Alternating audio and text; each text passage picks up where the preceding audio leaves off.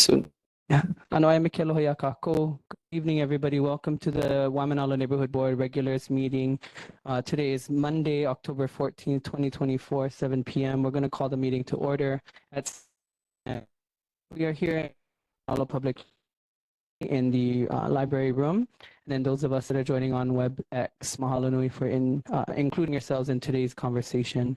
The purpose of the Neighborhood Board and Neighborhood Board Plan is and assure effective citizen participation in the decisions of government. Rules for engagement are very simple. Anyone wishing to speak is asked to click the raise hand icon if you're online, and when recognized by the chair, to address comments to the chair. Remarks should not exceed 3 minutes. Please ensure your microphone is muted unless you are speaking. You can mute and unmute for those dialing in on the phone by pressing *6. Please, for everyone who is going to comment this evening, state your first and last name. For the record, before moving into your comment and question, written testimony may also be submitted via email using the contact information listed on the Neighborhood Commission Office website. Aloha is the standard of conduct for all of us this evening. Akahai, meaning kindness to be expressed with tenderness. Lukahi, meaning unity to be expressed with harmony. Olu, meaning agreeability to be expressed with pleasantness. Ha'aha'a, meaning humility to be expressed with modesty. Na honui, meaning patience to be expressed with perseverance in accordance with Hawaii Revised Statutes, Chapter 5-7.5. The board may take action on any item that is agendized as required by the State Sunshine Law, HRS 92. Specific issues not noted on the agenda cannot be voted on unless added to the agenda by a 2/3 vote, which includes 9 of this 13-member board, which will be needed to add an item to the agenda. Adding an item such as that, however, is not permitted if 1, the item is of reasonable major importance, and 2, if the action by the board will impact a significant amount of persons. Determination on whether a specific matter may be added onto the agenda must be done on a case-by-case basis. Please silence all electronic devices, and for those that are participating, this meeting is being recorded. We're going to ask for a pule to be conducted this evening by Kanela. Kanela, if you can come up to the mic, introduce yourself, and we'd welcome that pule. Mahalo nui.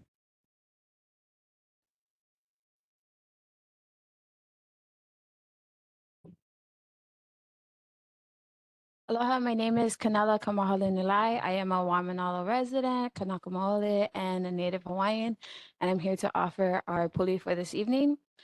Please bow your heads, close your eyes. The Heavenly Father, we thank you for today. We thank you for all the blessings, the wisdom, the understanding, the knowledge, and the patience that we need during these meetings. We ask that you please continue to watch over us, guide us, and protect us as we're here in this meeting and as we travel home. Our Father who's art in heaven, hallowed be thy name. Thy kingdom come, thy will be done on earth as it is in heaven. Give us this day our daily bread, and forgive us for our trespasses, as we forgive those who trespass against us. Lead us not into temptation, but deliver us from evil. For thy is the kingdom, the power, and the glory forever and ever. Amen. Mahalo, Kanela. At this time, we just want to remind everybody where we are in the public library on the Waimānalo Elementary Intermediate School campus. And so with that being said, please be mindful of the and respectful of the campus itself. We have, for those that are participating here, emergency exit is behind us, as well as out here to the left. Restrooms are also out here in this direction. And yeah, we will be off premise and by 10 o'clock. That is our expectation tonight. We're going to go through roll call. When your name is called, members, please respond when Rachel calls your name. Mahalo.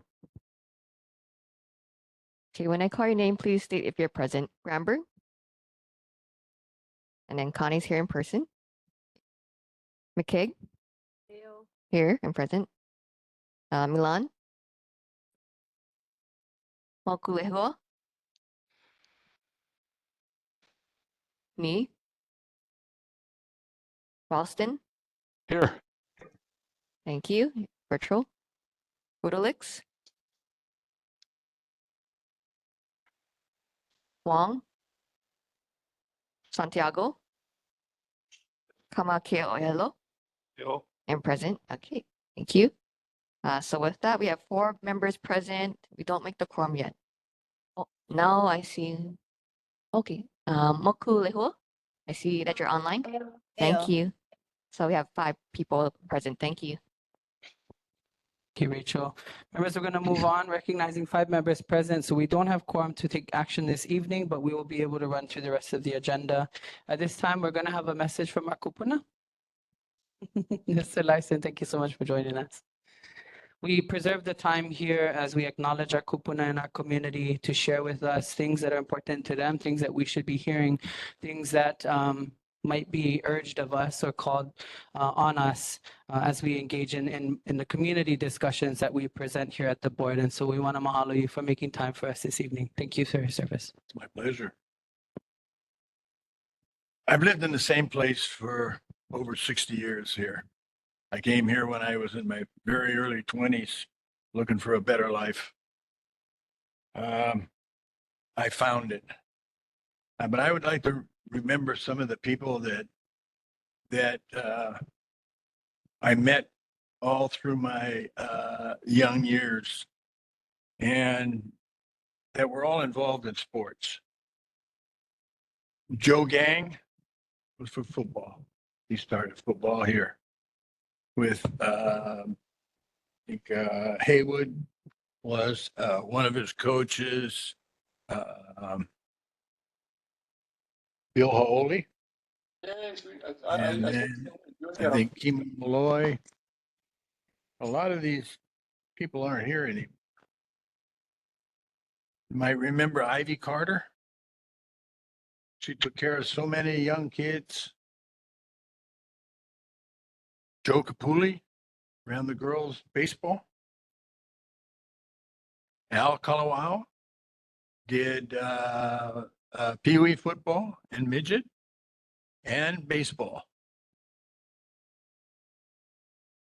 There was another one for baseball, and that was Teddy Myers. Waimānalo took the state championship. Henry Castillo. What a guy. He was the basketball coach. He won so many championships and all from right here in Waimānalo, mostly out of the homestead. Eric Bunyan. He was a pal, you know. He took care of everybody in the old gym and in the new gym. It was a little different in the new gym. And then I don't know who had volleyball, but the volleyball was always full inside the gym. There was always activities going on, and now it's pretty barren. But there used to be a thing that we used to say all the time, for the kids, for the kids. Everything was for the kids. We were hard on some of them because we wanted the best for them. We loved our kids. We were proud of our kids. That's something that I don't see happening as much as I mean, everybody was proud of their kids. We go any place, as the Nalo Warriors or whatever, the Indians or the A's or whatever team it was. We always represented Waimānalo, and we represented it with pride. Now I don't see much of anything going on. It's too expensive, I guess, and there's so many restrictions that are happening now. I'd like to talk about that later. But I think these people here these names here, and there's others. It's just that hard to remember them all, especially with my memory. And but they gave so much. Is there anybody here who ever do you remember any of their names? Yeah. Yeah, pull your ear over here. Yeah. Yeah. It's a wonderful place. I wish we could go back. I really do. It's because it's changed a lot. We loved one another. Even if we fought with each other once in a while, we loved one another. And we were a tribe then. And that's I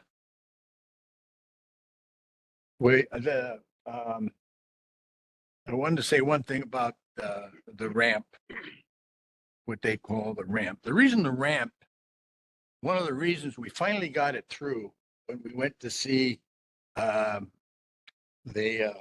head guy down there at the department, you know, they didn't want a boat ramp.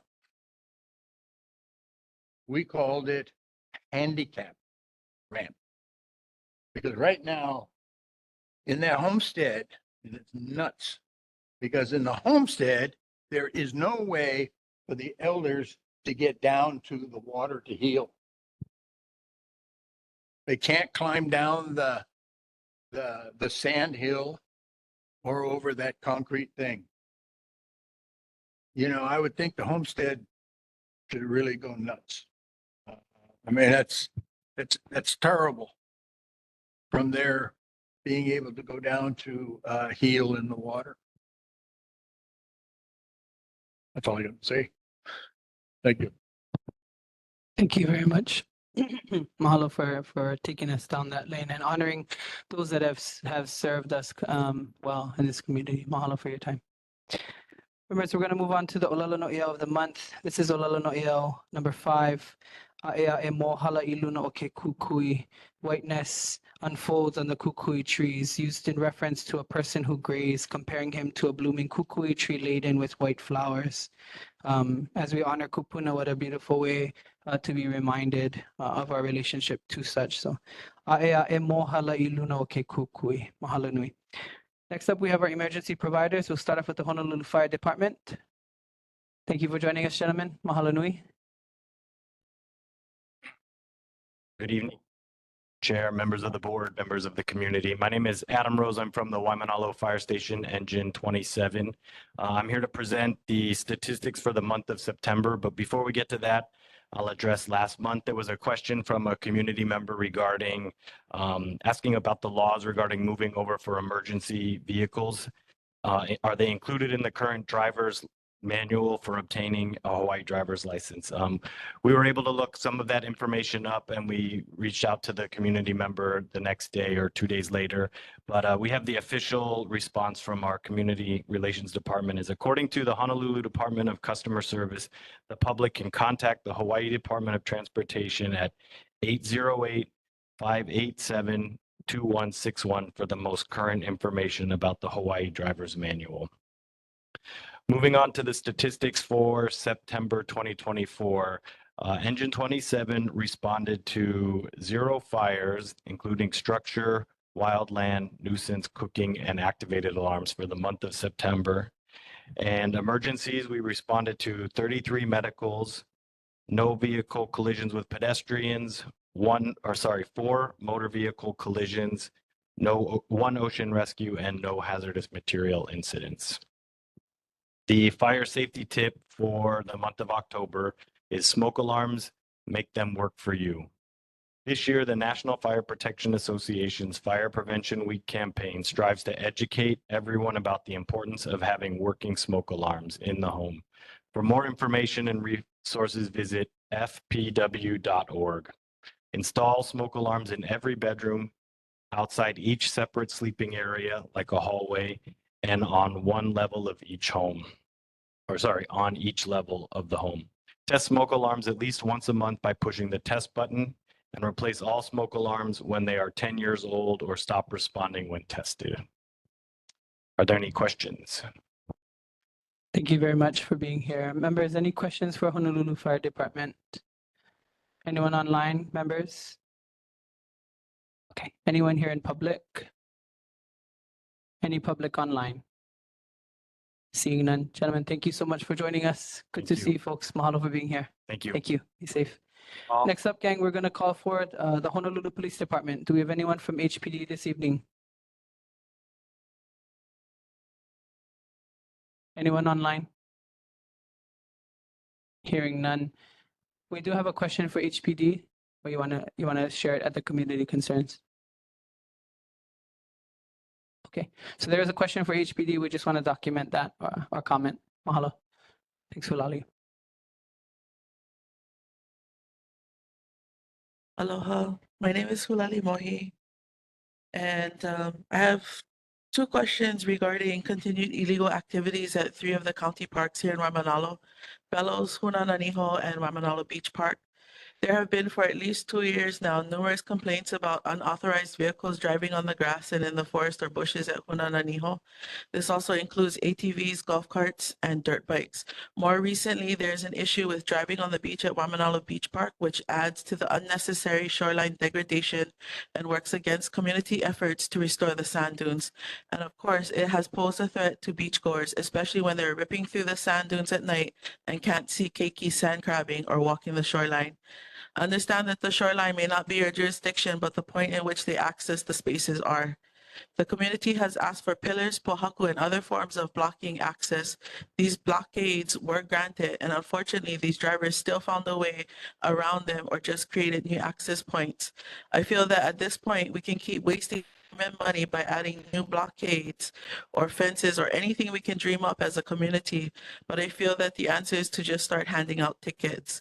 So my two questions is, one, can we get any type of information and data on how many complaints were called in to HPD and how many fines were given out? And the second question is, after years of complaints, what can be done to ensure that the pleas of the community are not only heard, but addressed? Mahalo. Thank you, Hulali. We'll get those documented and sent out for response at our next meeting. Mahalo for your advocacy. This time we're going to move over. We are recognizing Kinani Gramberg, so that brings our total to 6 members total, but we still lack quorum. So we're going to skip over the filling of board vacancies and the filling of committee vacancies. Agenda items 3 and 4. We're going to move to agenda item 5, public agency reports. We're going to call Danielle Ornelas to the mic. Danny, thank you for being here this evening.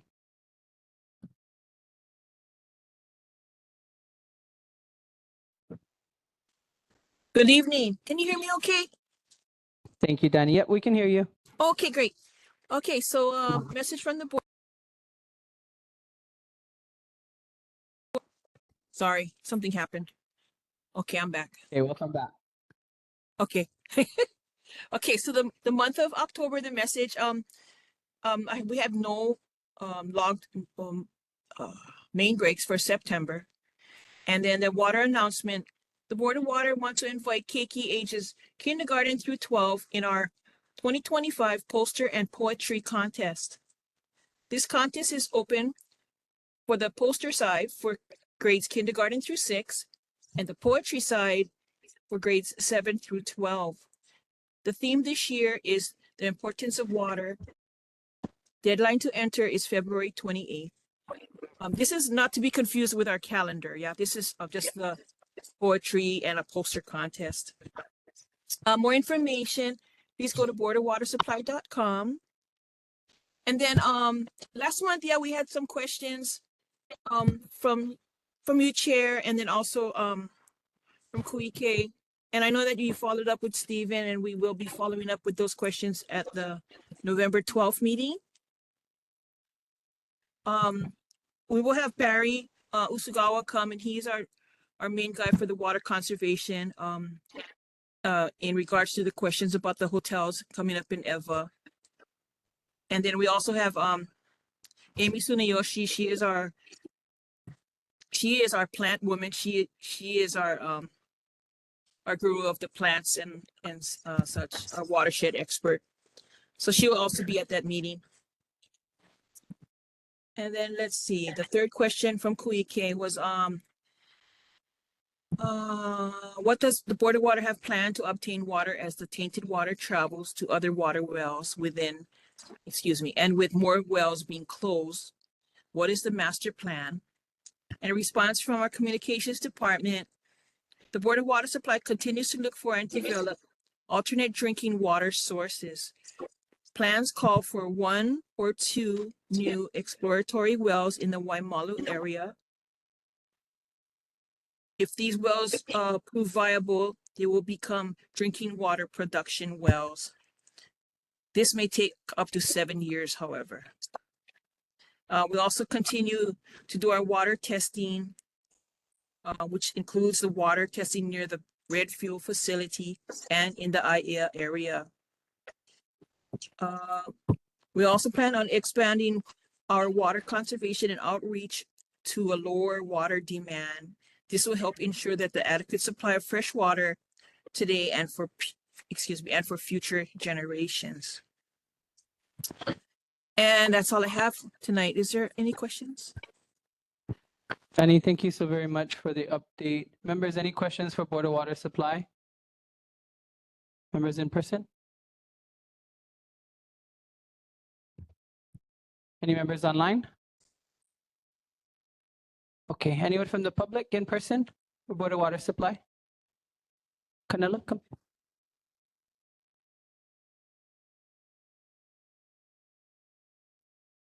Hi, good evening. My name is Canela. I am a community resident of Waimānalo.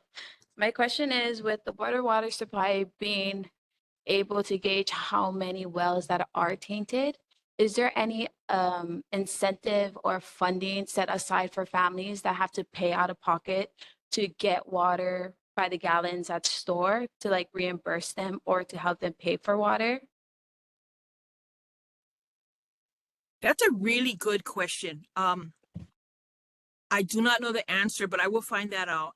But that's a really good question, sis. I like that question. I will find out and get back to you. Mahalo. Welcome. I pass the chair. Thank you, Canela. Mahalo, Danny. Yeah, you're welcome. Anyone online? Community members online? Okay. Danny, I just want to follow up on one item. You know, at Ka'ulukanu, where we are like at the core of the Koki frog outbreak right now, Oh, yeah. is a Board of Water Supply facility. And the edges of the Board of Water Supply heavily overgrown. And so I'm just wondering if there's a maintenance or care process or calendar that you folks operate on, and if there's a way for us to connect with the Division of Forestry to start clearing some of those larger trees in and around the area that might be harboring koki frogs. Is that Okay. something we could look at from Yeah. Board of Water Supply side? What tank Okay. is that? What res or It's, address again? above Ka'ulukanu. I can send it directly to you in an email. Okay, Ka'ulukanu is the great. street. Yeah. Okay. Gotcha. Okay. Will do. Oh, Danny, is there a way for us to expedite that response and that action? Yeah, when I get back to work tomorrow, I'll call maintenance and see what they got, and then I'll also check in with Steven and see whom else we can contact. Perfect. If there needs to be contact between the other agencies that are facilitating some habitat Mhm. modification in that area, please let me know. Be happy Okay. to connect you folks. Okay, Thank you. great. Thanks, Danny. Thank you. Right, gang, we're going to move on. We have up next Director Thielen from the Office of the Mayor. Director Thielen is on vacation, so we're going to have the report read by Rachel, our NCO assistant, and then I will read part of that as well. So. Okay, so I'm going to start off with the highlights and announcements. So some of the highlights from the mayor's newsletter, an update on operations and ongoing construction for Oahu Rail Transit System. The city officially unveils Ala Respite, our newest facility aimed at addressing homelessness. Honolulu Medical Examiner shows off an upgraded facility, plus makes a long-awaited hiring announcement. Okay, and then I'll put the link for the newsletter in the chat after when I'm done. And we do have hard copies at the desk over here too. Okay, another thing to announce is sewer service charges.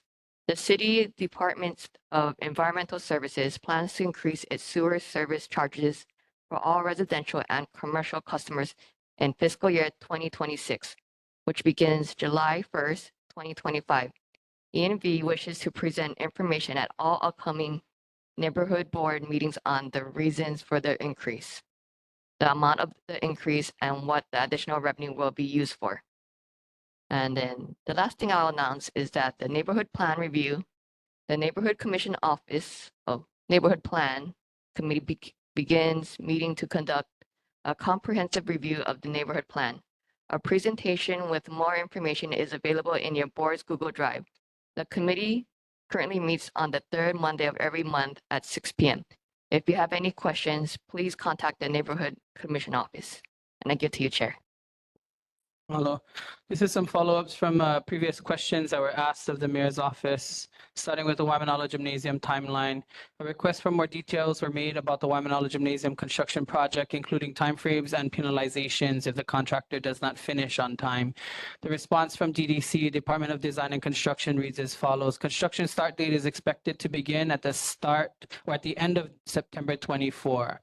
The construction duration is 180 calendar days. If the contractor fails to complete the work within the contract time or any extension thereof, then liquidated damages can be imposed. Second question, Hunananiho Beach Park, vehicle request to collect garbage. Can the DPR staff get a vehicle to collect garbage? The response from DPR, Department of Parks and Rec, reads as follows. DPR will look into adding a motorized vehicle, a motorized utility cart such as a gator equipped to operate on grass and sand in the future. This process will take time and more funds as our priorities for new equipment is limited. Unauthorized vehicles are violating parks policy. Only authorized vehicles are allowed to drive on park grass, sand areas to collect garbage and trash. Botanical Gardens report, can you provide a report regarding the number of staff and supplies? This is regarding Cocoa Head Crater Botanical Garden. And so the report from DPR, Department of Parks and Recreations, reads as follows.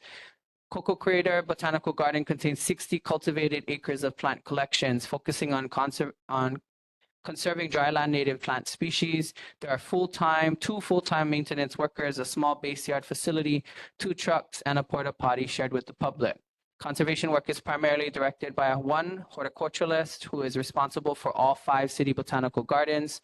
We supplement our work through volunteers and partnerships with conservation organizations such as the Plant Extinction and Prevention Program, PEP, the Oahu Army Natural Resources Program, the State of Hawaii Department of Forestry and Wildlife, and the U.S. Fish and Wildlife Services. These organizations help diversify and maintain the collection as they benefit by having a plant and seed source for conservation and fire prevention projects.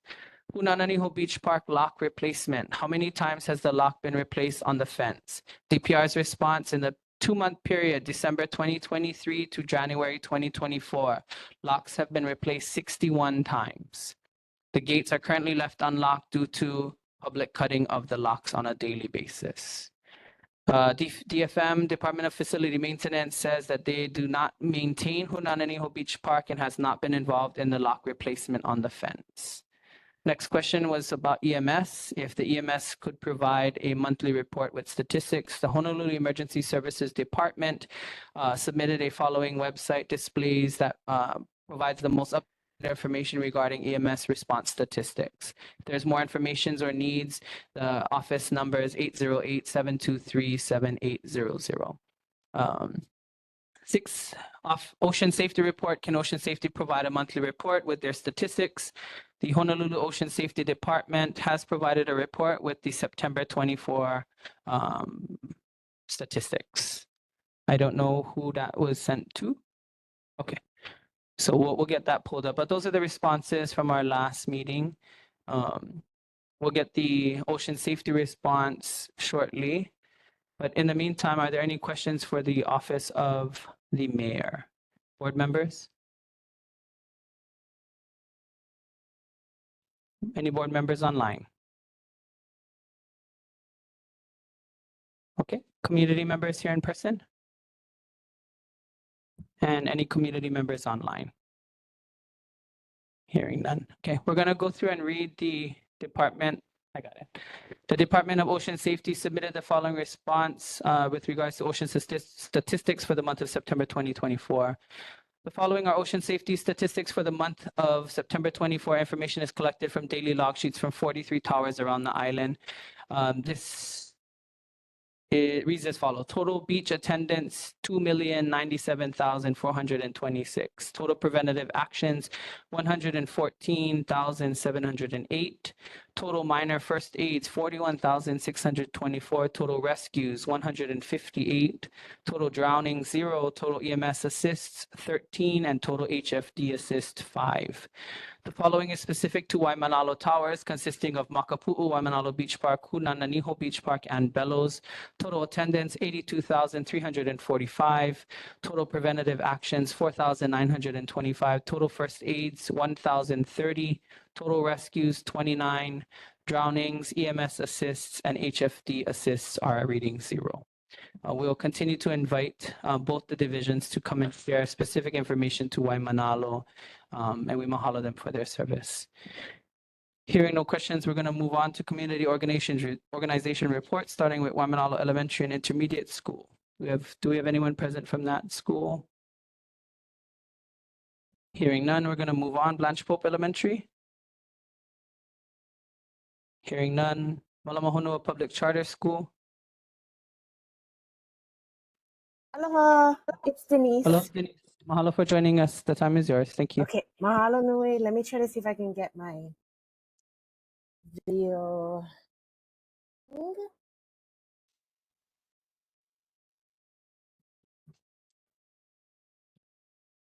And I'll try to, if I could share my screen. Yep, you should be able to. Okay.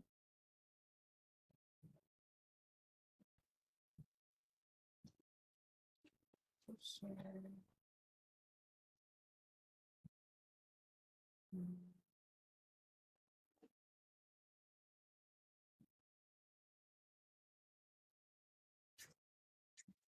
Okay.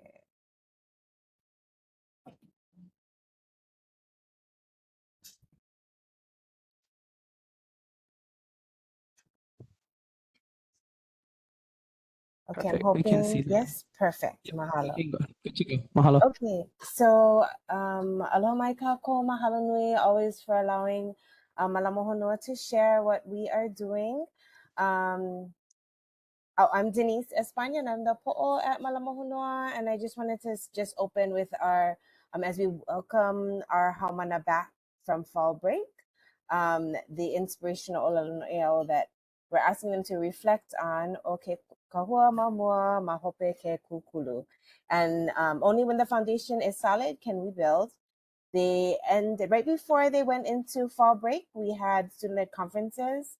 We celebrated that first kind of quarter of this school year where we were getting used to things and getting all of our foundation laid, both for our social emotional growth as well as our academic growth. And we paused in October, at the beginning of October before fall break, to say, where are we? What are our strengths? What can we celebrate with our makua, our ohana? And what are our next steps now that we have our foundation laid? Where is it that we are aiming to head towards? And how are we setting our course so that we can be successful and achieve all that we want to accomplish, both academically, behaviorally, as well as we set our cultural learning growth goals. So just a little bit about what we've been up to over this past month. Of course, visiting with CITAR and helping to malama our, you can see their, what they're working on with their Olena, and also we have a Kalo Mala there. And so these are just our first and second graders coming in to take care of that space and our agroforest that we are blessed to be able to malama and learn with and from. We also were able to, with the support of the Waimānalo Farmers Union, bring up 4 of these amazing young ladies, and they were able to, as you can see, share about Waimānalo and the work that we're doing. Malamahonua, they got to learn from different experts in the field. There's an image of them learning about vermicast. And then they also were able to do a fruit tasting. So they were super excited about learning about different local fruits and being able to try them. So that was during their fall break. And another exciting aspect of fall break for Malamohonua was Ke'ea. It's a youth leadership that gathered Native Hawaiian education, charter schools, as well as Kamehameha schools. And our haumana represented Waimānalo well, and spent the last 3 days of their fall break engaging in topics like Native Hawaiian law. The Anakala Kuike was there as well, and they were able to think deeply about Aina and They came back and reported to me today about how they want to increase their green spaces, the importance of being able to look in the mirror and be proud of who they are and where they've come from, and to start fresh the next day in the hard work that they're trying to accomplish. So a variety of very inspirational topics that they were able to engage with other peers their age and high schoolers. And they came back to me to explain how they want better school lunches, and they want to advocate for different topics in the legislature as well as in our communities. And so super proud of the work and the learning that they engaged in during their fall break. And then finally, a save the date, there are some spaces still left. And Kimiona was a part of this as well, and really leading our efforts to collect the stories of our kupuna. And we want to be able to share those stories. So if you're interested in learning a little bit more, please feel free to reach out to info@malamahonuapcs.org, and we'd love to be able to see you on October 25th. I think that is everything. If you have any questions. Mahalo, Denise. Thank you so very much. Members here, any questions? Members online, questions? Anyone from the public here, please? And or comments. Doesn't always have to be a question. I'd just like to say how grateful I am for the school. My great granddaughter goes there, and there's things that she's learning there that I don't see on the outside. And I am so appreciative. Thank you. Mahalo, Mr. Larson. Thank you. Mahalo. Anyone else? Anyone online? All right, seeing none. Mahalo nui for being here. Thank you, Denise. We're going to move over to Hui Malamo Kekai. Hearing none. Windward Community College, Chancellor. Thank you for joining us this evening. The time is yours. Aloha mai kako, aloha Chair Kane. Thanks for the time. I've got two things to share. The first is following up actually a little bit on Denise's presentation. Together with Kailua High School and Malama Honua Public Charter School and Popomai'a Foundation, we have a middle college at Windward Community College. It's the only in the state. Middle college is a high school on our college campus. They also participate in Kailua High School activities, and registration is opening for the next class. This will be our third class to enter. So if you know of an 8th grader rising to 9th grade next year, Kailua High School registration allows for the option of entering middle college. They'll earn a Hawaiian Knowledge Innovation Certificate while they earn their high school degree. And if they really burn themselves out, work hard their senior year, they could actually finish their associate's degree by the end of their senior year. We're really excited. We know, Chair Kane, they work extensively with you as one of the Aloha Aina agencies and people that teach them. They do a lot of work within the community, both on Aloha Aina, on social entrepreneurship and business.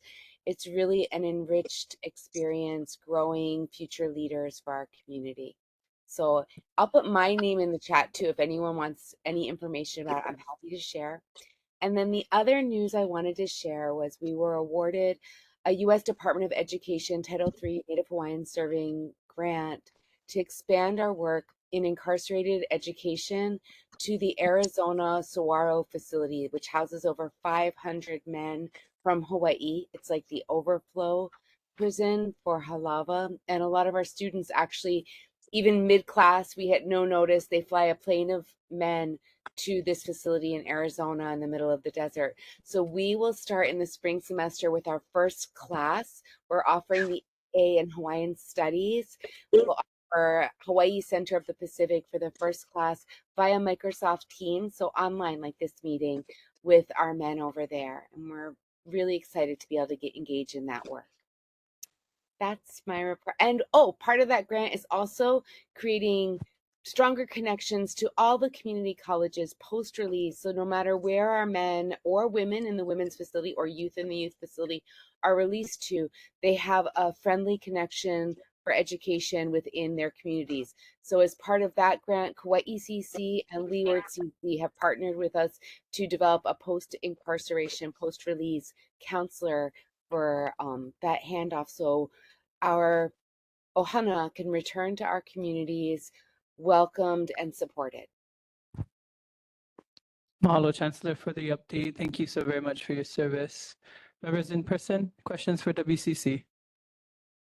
None. Members online? Anyone from the public here in person? Question, Canela?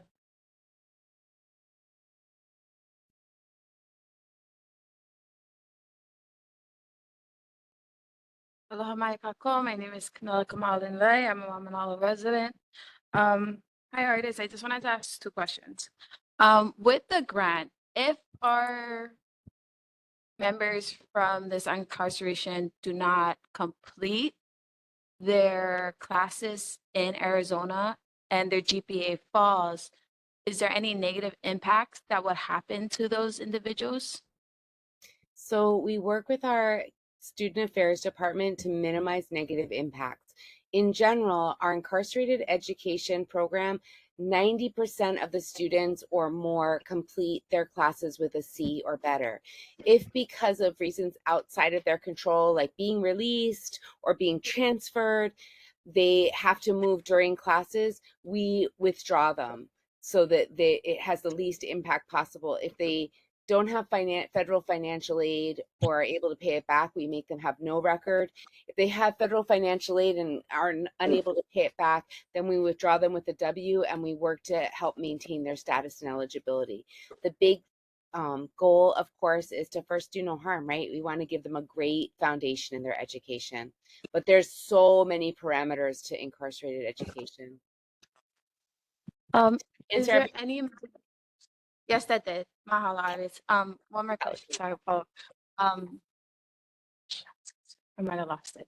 Do you folks have a master plan for when they leave Arizona? If they want to stay there, will your guys' certification here in Hawaii be active there in the state that they plan to be in? So our AA is fully accredited, which means it's recognized across the nation as an associate's degree.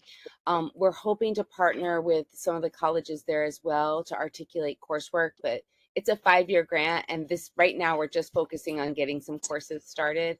If they come back to these communities, of course, if they come home, we'll be able to enroll them throughout the UH system, and we've had a lot of success with that for our women and our men who are incarcerated within this state.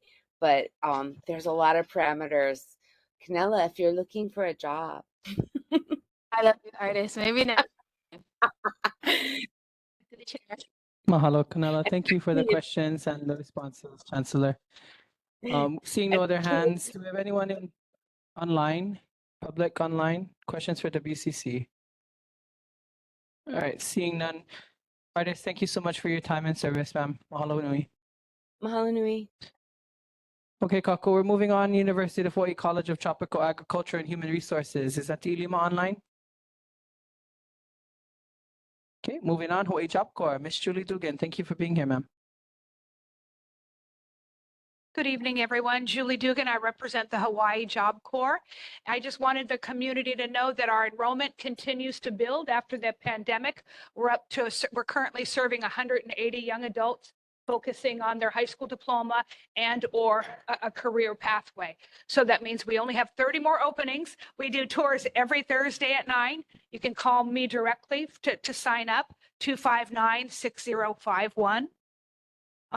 Last Thursday on the 10th, our student youth to youth group held a peace walk through Waimānalo just to let the community know their stance against, anti-violence or how they feel about it. Especially, there's a lot of violence going on in our communities. Some of our students are from Nanakuli and had that horrific stabbing not too long ago.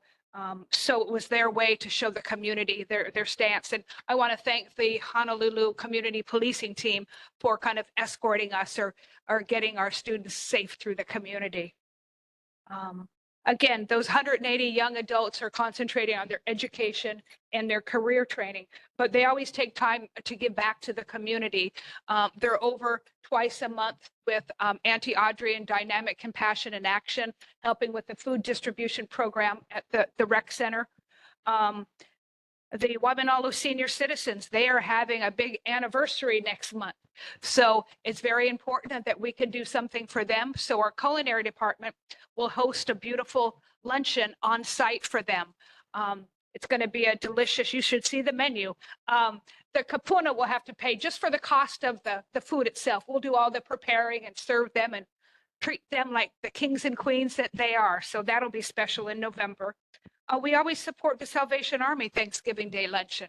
They put on a Thanksgiving meal, a luncheon at the Blaisdell, where they serve over 2,000 people that otherwise might not have a nice Thanksgiving meal. So Chef Tom and his students are going to cook 25 turkeys, 50 pounds of rice, and then I'll take a group of students over there on Thanksgiving Day and help serve beverages. Our students and staff really come back being thankful for what they have in their lives. So and then we'll go right into winter break. Our students will be out of session from December 18th through January 3rd.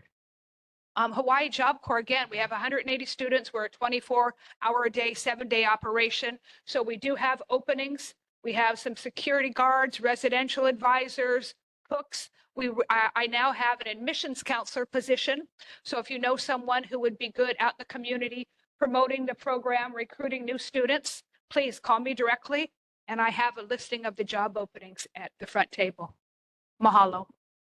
Thank you, Ms. Julie. Mahalo nui for your service. Members, any questions in person? Kuike? Mahalo again for your presentation. I have a question. On average, how much kupuna comes out to you guys' November meal?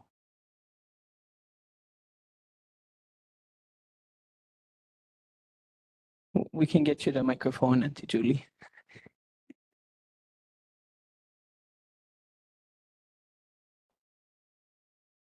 Yeah, thank you. There is 50, 50 and 50, 50. all right. And then you mentioned, just for clarification, that the kupuna have to pay for their meals? Yes, again, this is the Waimānalo Senior Citizen Club. This is their anniversary. So they do all the arrangements. We just host them on site. So they just pay for the cost of the food.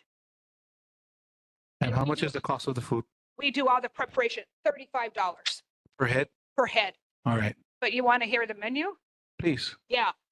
And again, this is a menu that they picked. They'll start off with prime rib of roast, prime rib, chicken, fancy name, chicken breast stuffed with spinach and mushroom, grilled swordfish, vegetable steamed rice, and dessert.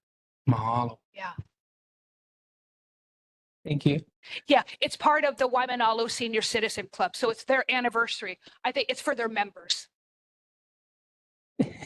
Beautiful. And as you know, they're very active in our community. So it's our little way that Job Corps can give back. Say mahalo. Yeah, And I think this is the second or third year they've done it. is there an opportunity to sponsor some of the kupuna? I bet there is. Okay, Give you my card, yeah. yeah, give me a card and then I'll sponsor some of the kupuna. Mahalo, Chair. Thank you, Kuike. Any members online? Aloha, Chair Here we go. Connie. I do have a question, clarifying Hold on question. 1 second. We'll go through the members real quick and then we'll come to you. Mahalo. Any public members here in public? And okay, go ahead, my dear. Introduce yourself, please. Aloha, my name is Tianika Olelopona. I'm a resident of Kaneohe. Mahalo, Judy, for Job Corps. We just love the program. I'm a foster mom and have had Keiki come through your program, so mahalo. Can you, just a clarifying question about your program? You said you have 180 Keiki currently in your program, but what is the max head count or max beds that you have at Job Corps? 211. So we have 31 openings, but again, even when we're full, we have students graduating each month. So there's usually, once they qualify, there's usually no more than a month or so wait list. So We I currently see. have 31 openings, so this is the time. Seize the opportunity. So is the number both, or can you break out your number for day students and then students that are in rooms? Sure. Well, out of that 211, we're targeted to have 21 that commute each day. But again, that's flexible. The majority of students live on campus.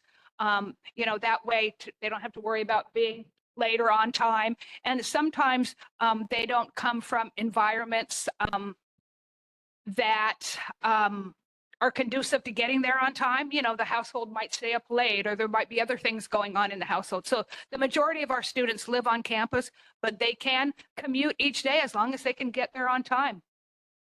I see. And so 21 is a number that was chosen because of the amount of teachers you have, or how was that chosen? No, that's I think they average it out over the years. But again, we can do more than 21 that can commute. We have 211 what we call bed spaces. I see. Okay, thank you so much. Appreciate you. You're welcome. Thank you. Thank you, Tiare. Mahalo for the question. Thank you, Ms. Julie, for your service. Members, we're going to move on. We have up next the Waimānalo Health Center. Jasmine, thank you for joining us, Jasmine. We look forward to the updates. Aloha, thank you for having me. A few announcements. So October is Breast Cancer Awareness Month. We just wanted to share that early detection and early treatment can save lives. So we really encourage people to monitor for changes through breast self-exams and getting your yearly mammogram screenings for those that are 40 and older. And we wanted to share that at Waimānalo Health Center, there's the Breast and Cervical Cancer Control Program for uninsured and underinsured women, 40 to 64 years old. They may be eligible for free screenings.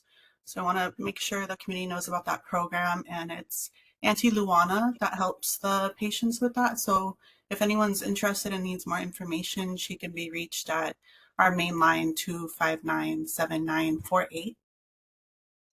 Also wanted to share about the farmers market. It's been going on for several months now. It's every Wednesday, 2 to 5:15 at Waimānalo Elementary and Intermediate. We do accept EBT and SNAP, and vendors are welcome. So we've had a few new vendors this last couple weeks, and just wanted to say welcome to them. And for the community, if you follow our social media, we try to share their profiles so you see who will be there and what kind of goodies they'll have. There's no charge for vendors, so if you're interested, you can call Jennifer at 954-7162 and she'll give you more information. Lastly, there was a question from last month's meeting about our Kui Kamana and school health services. The question was about how the process for how parents are notified of what's being taught in the schools. So the director of school health services, Christy, she met with the WISE principal, Jamie, and just talked with him and confirmed that parents are informed through the Parent Square app and through letters that are sent home with the students. And Christy said that they're also working with Principal Jamie to create a page for Kui Kamana on the Parent Square website. And then that page will have all of their activities that they do at WISE and in the community. And that's all I have. Mahalo.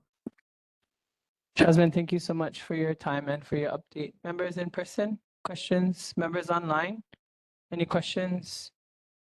Community members in the public? Community members online? Okay, hearing none. Jasmine, I just want to extend my personal thanks to Dr. Plummer. I understand he's going to be leaving the facility and moving on. So I just want to say thank you to him for servicing our community. Mahalo, I'll pass that along. Mahalo nui. Members, we're going to move on. Thank you so very much, Jasmine. We have up next Waimānalo Hawaiian Homestead. Anyone here from the Homestead Association? Hearing none. We're going to move on to our Bellows Air Force Station. Do we have Major Chen online this evening? Hearing none, we're going to move on to our Marine Corps Base Hawaii presentation with Ms. Christy Kaluhiva, and I understand we do have a presentation as well this evening. So mahalo nui for being here. Thank you. Hi, good evening, Chair, members of the board, and community. I do want to introduce to you Colin Lee from University of Hawaii, who has been spearheading with Dr. Fletcher the Ko'olapoko Resiliency Review. And he's here to explain a little bit more. There is this flyer that we've left on the table for you folks, and there's an interactive portion of this. So we're going to do that, right? Okay. But you could, folks can take this home and they'll show you how. Mahalo, Chair Kane and Christy, for that generous introduction. Mahalo to all the members of the public in the room and other board members and the members of the public online. As Christy mentioned, my name is Colin Lee. I work at the University of Hawaii Climate Resilience Collaborative, which is a research group. It's primarily comprised of scientists at the university who focus on modeling the impacts of climate change. I myself am an attorney by training, and so I function as a consultant for state and local government and for the military to try and translate the science into policy recommendations. I personally focus on sea level rise, like coastal and marine policy. And I'm here tonight to talk to you folks about a project focused on Ko'olapoko. I actually grew up here in Ko'olapoko in Kailua. I would catch the bus to Sandy's and Makapu and surf a lot. Played baseball at Azevedo and the beach park and stuff too growing up. So it's really near and dear to my heart. I live in Palolo now though. So the project is in partnership with Marine Corps Base Hawaii and also with the City and County of Honolulu's Office of Climate Change, Sustainability, and Resilience. The project overall, as like just a general synopsis, is an improved modeling of the impacts of climate change. If you in the Ko'olapoko region, so I've presented to Kailua Neighborhood Board earlier in the month, and I'm going to be going to Kahalua and Kaneohe later this month and next month.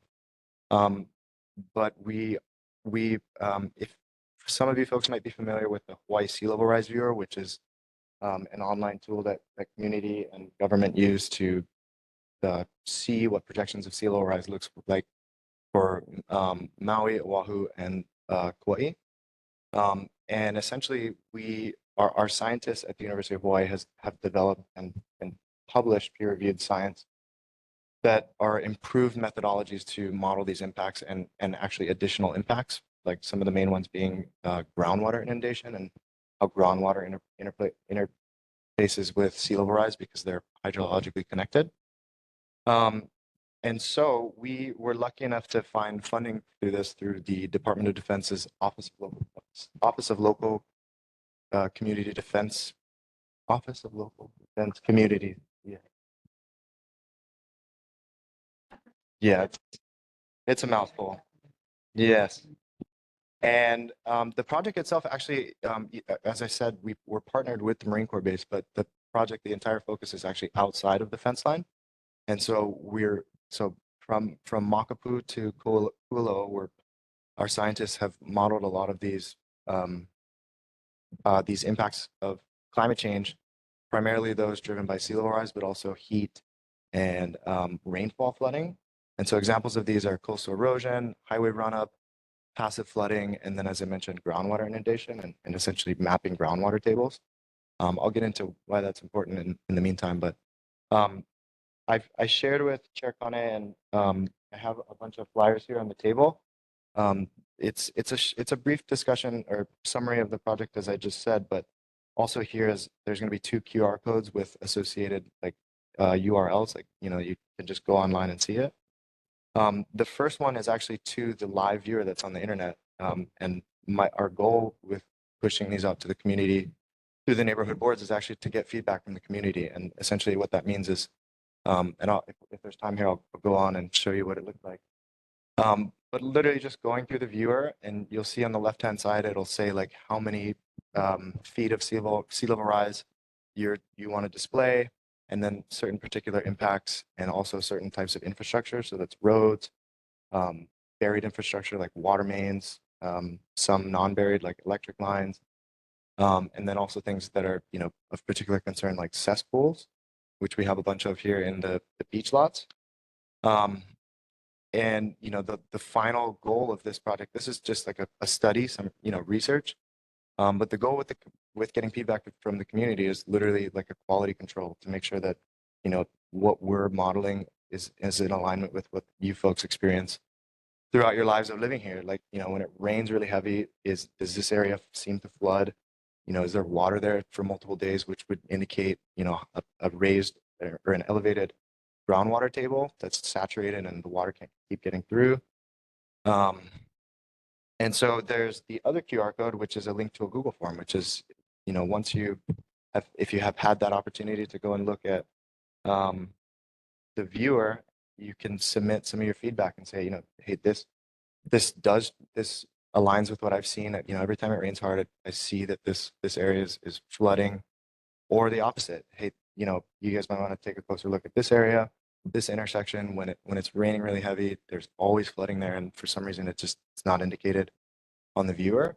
And it's a really great way for us to help quality control some of the scientific methodologies, because nothing's perfect and it's all just kind of a working together. But it is really eye-opening, and this will ultimately become important, because in the future, as sea level rises, we have one main thoroughfare here in Waimānalo, and for things like emergency access during health issues, or power outages when there's storms, these kind of things, like understanding what sorry, I missed this, but another big goal of this planning and research aspect is to later be able to say, hey, this research was done, and looking to other sources of money for infrastructure improvement projects.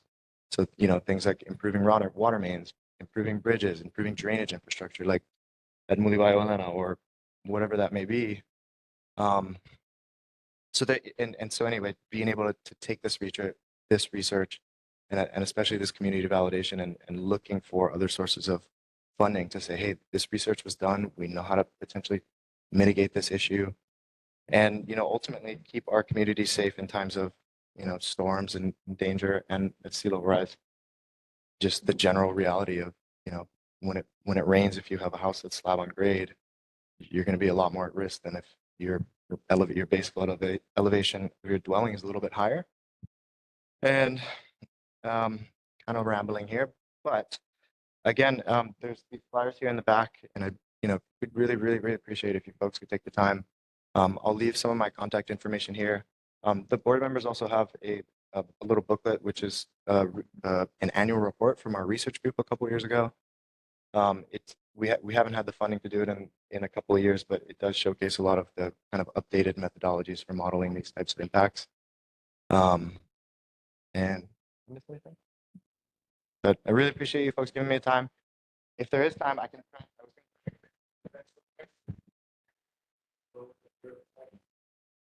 Yeah. Are you able to do it from there? You want to do it from one of our laptops? I can try. If it might be yours. Okay. We're already hooked up, so you can share from here. You want to get hooked up here? Yeah, come around and then you can work on that. Do you have anything else you want to add from Marine Corps Base Hawaii while he gets that situated? I did want to share that earlier in the month of, or actually mid part of September, we did go and meet with Waimānalo, the after school program, just to see how we might be able to work with them. And this was at a request from one of the kupuna to our chief of staff, and also to Maile, the director. And so we got together, we had our first initial meeting, and we were just overwhelmed and blessed with what an awesome program. And I know that they're there with the school too, and all of that acreage, and still things that have to be cleared. So hopefully we're going to be able to see where we can partner and what we can do, because we want to be able to be more of a positive in the community. I'm looking for those areas. And then Hokulea is coming in November, and we're also looking to see how we can support some of the schools here going on to Hokulea, either on the Marine Corps base in Heia or Moko'olo'e. So she'll dock in all three of those locations, and the goal is to be able to support as many of the elementary schools along the Ko'olaupoco area as we can.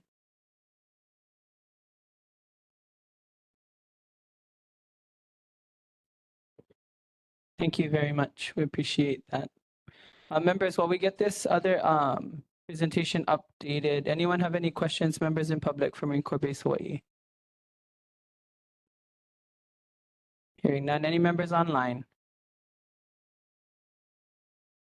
Okay, hearing none. Any members of the public here in person? Canela, please. And then we'll take members online shortly, and then we'll follow up and finish up the. Thank you. Aloha, my name is Canela. I am a resident of Waimānalo, Mahalo Chair, and everyone of aboard and here in the room and online. My question was, how many community involvements was given since the start of this research? Mahalo. Thank you for that question. So a little bit about the grant. The structure that comes from the agency that funds it itself includes two committees, which are one of them called the steering committee is comprised of members of the neighborhood board, state and local elected officials, including Chair Kane. And then there's a technical advisory committee, which includes folks from some of the substantive, professional agencies like DTS and the Honolulu Board of Water Supply, Hawaiian Electric. So, the folks who provide the infrastructure and would have technical expertise on some of the subject matters, and then folks in the policy committee who might be able to guide some of the research or some of ultimately the outcomes, which is again trying to figure out ways to fund some of these improvements. And this now is obviously the first time I'm coming to the Waimānalo Neighborhood Board. So this would be the first time I'm coming here. But overall, we actually had a lot of issues in the front end. We partnered with the city and county of Honolulu, and there's just been a lot of bureaucratic issues getting the money done, getting the money from federal government. It's a whole long story, but in the meantime, we were able to do a lot of the science side of that, and now only are we able to kind of start pushing it forward that the funding is coming through. I hope that answers. If that doesn't answer your question, I'm happy to go on. No, it did. I think you missed. I sort of missed, or you may have said it. From Makapu'u to Kualoa, how many community residents here or throughout the Ko'olaupoco has this research involved with consultation and having this kind of conversation? Yeah. So in putting together the committees, we took in a lot of feedback and invited as many people as possible from all 13 ahupua'a that are in the moku. And as a part of this outreach portion, there's only 4 neighborhood boards that cover the entire moku. So there would be those 4 neighborhood boards, but then also inclusion of people from Ko'olaupoco Civic Club, some of the other community clubs. I can't, right off the top of my head, I don't have that. But I'd be happy to share it with you via email or with Chair Kane and get that to you. Sorry. No, mahalo. One more question, sorry. Yeah. How are the data collected? So if your researchers go out, how do you guys collect it in the ocean or? Yeah, so that's super interesting. So primarily the digital elevation models, which is, the bathymetrical models of land, we use drones. So a lot of this is, we were able to use high resolution drones that they've built in the past for the previous iteration of the sea level rise viewer. And they use drones either flying with really high resolution cameras to morph all the photos together to create called photogrammetry, like a physical model of the land using that, or they fly LiDAR, which is light emitting something light. Again, No. Yeah, it's just science. And again, I don't have a formal science background, but I personally have sat with these folks for the last 3 years and tried to learn my best. So it does vary from for the different types of environmental effects, but primarily for the sea level rise ones, you have to base it on a physical model of what is the current status quo. And then for say things like coastal erosion, they go out every 30 feet on every sandy shoreline with a stake that measures the GPS coordinate, and they've also used aerial historical photos, just from as far back as we could find to measure beach change, which has been impacted by a lot of things like sand mining, but also sea level rise. A lot of beach loss is due to seawalls, as I think a lot of us know. And they've been able to, create shoreline change rates with those. The passive flooding, or the passive flooding is essentially like a bathtub flooding. You add water, how much does it rise? And then now this groundwater layer is using all kinds of like wells that like DOH has, or those cesspools, and just measuring where the groundwater table is or exists. So it does vary from effect to effect, and high wave run up. There's a lot of computer models to simulate high waves. One more question, and then I'll pass back to the chair. Have you guys saw any limitation with the research that impacted like the marine environment or the land that is impacting by the drones, the lights, and you guys probing through the ocean floor? So for one thing, we don't for none of this research do we do anything physically in the ocean. The drones, I don't believe that there's been any impact on native species. We would only be able to do this kind of work during the day, and it's pretty limited. Like they literally fly a consumer grade drone above a beach for 15-20 minutes and just take a bunch of photos. So to my knowledge, there would not be an effect. But that is a good question. I'd be happy to follow up if there's any particulars. I think it's pretty, for the amount of information that you can derive from this type of methodology. It's pretty incredible how little impact. It's literally just a drone you can buy now on Amazon and create these maps. And yeah, I'll open those questions. Thank you. I pass it back to the chair. Thank you for that discussion. Tiare, I see you online. We're going to go through this presentation quickly, then take your question, and then we're going to move on, okay? So give me a minute to go through this. Go ahead. And thank you for your time. I will try to make this quick if the internet serves me. So as I mentioned earlier, on the left-hand side, you'll see different amounts of sea level rise that you can toggle to or click to. I'll try starting by 4 feet. If you can see my cursor, there's an intermediate and intermediate high. These come from the 2 federal agencies, NOAA and NASA, the National Oceanic and Atmospheric Administration and the National Aeronautics and Space Administration. They conducted an interagency task force to use infragravity and other methods of measuring sea level rise, which is primarily driven by thermal expansion of the ocean, which is, as things heat up, they expand, and addition of water from ice cap melt, and then various other factors, like in places like the South Shore, we actually have the ground is sinking just because of geological reasons. So there's a variety of things that impact regional sea level rise, and based on a lot of uncertainty, they've come up with these various projections for the intermediate projection, intermediate high, and then high projections. The reason we started at intermediate is because the current pace of sea level rise actually supersedes the intermediate low and low scenarios, so they are not as relevant at this point. But regardless, at 1 foot increments, you could toggle to how much sea level rise you'd want to see. And I'll start with an area over here.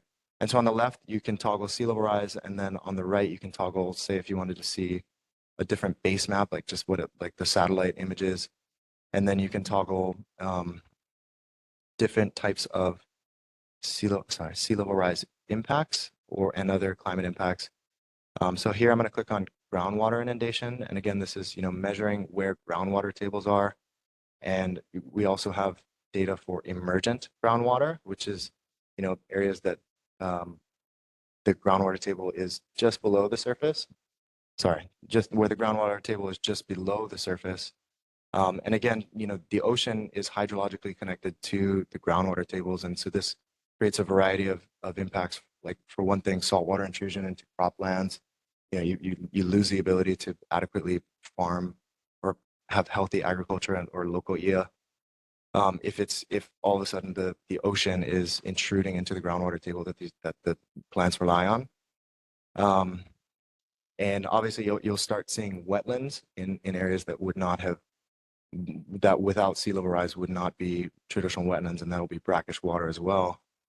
But I think that this, I've actually had conversations with Chair Connie in the past about like the Waimānalo golf course, which is here on this part of the map as well. But, you know, they've had a lot of trouble in the past with how much mud they have on the golf course, which is pretty unideal for golfing, but very ideal for lokoia and other types of traditional and customary agriculture. And so I'll just go back again.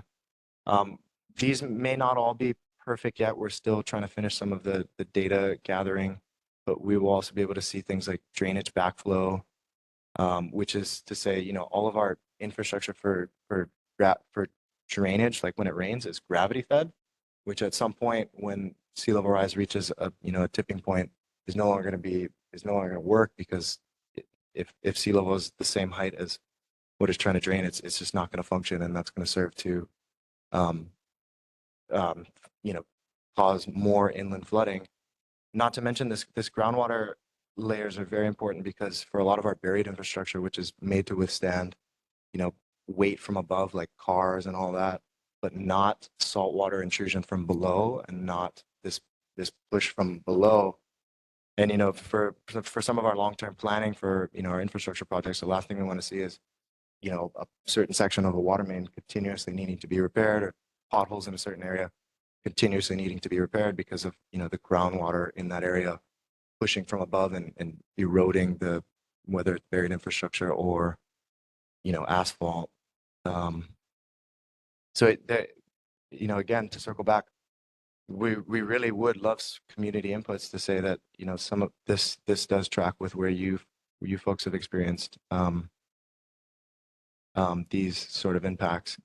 As time goes on, we'll be able to include other additional layers, such as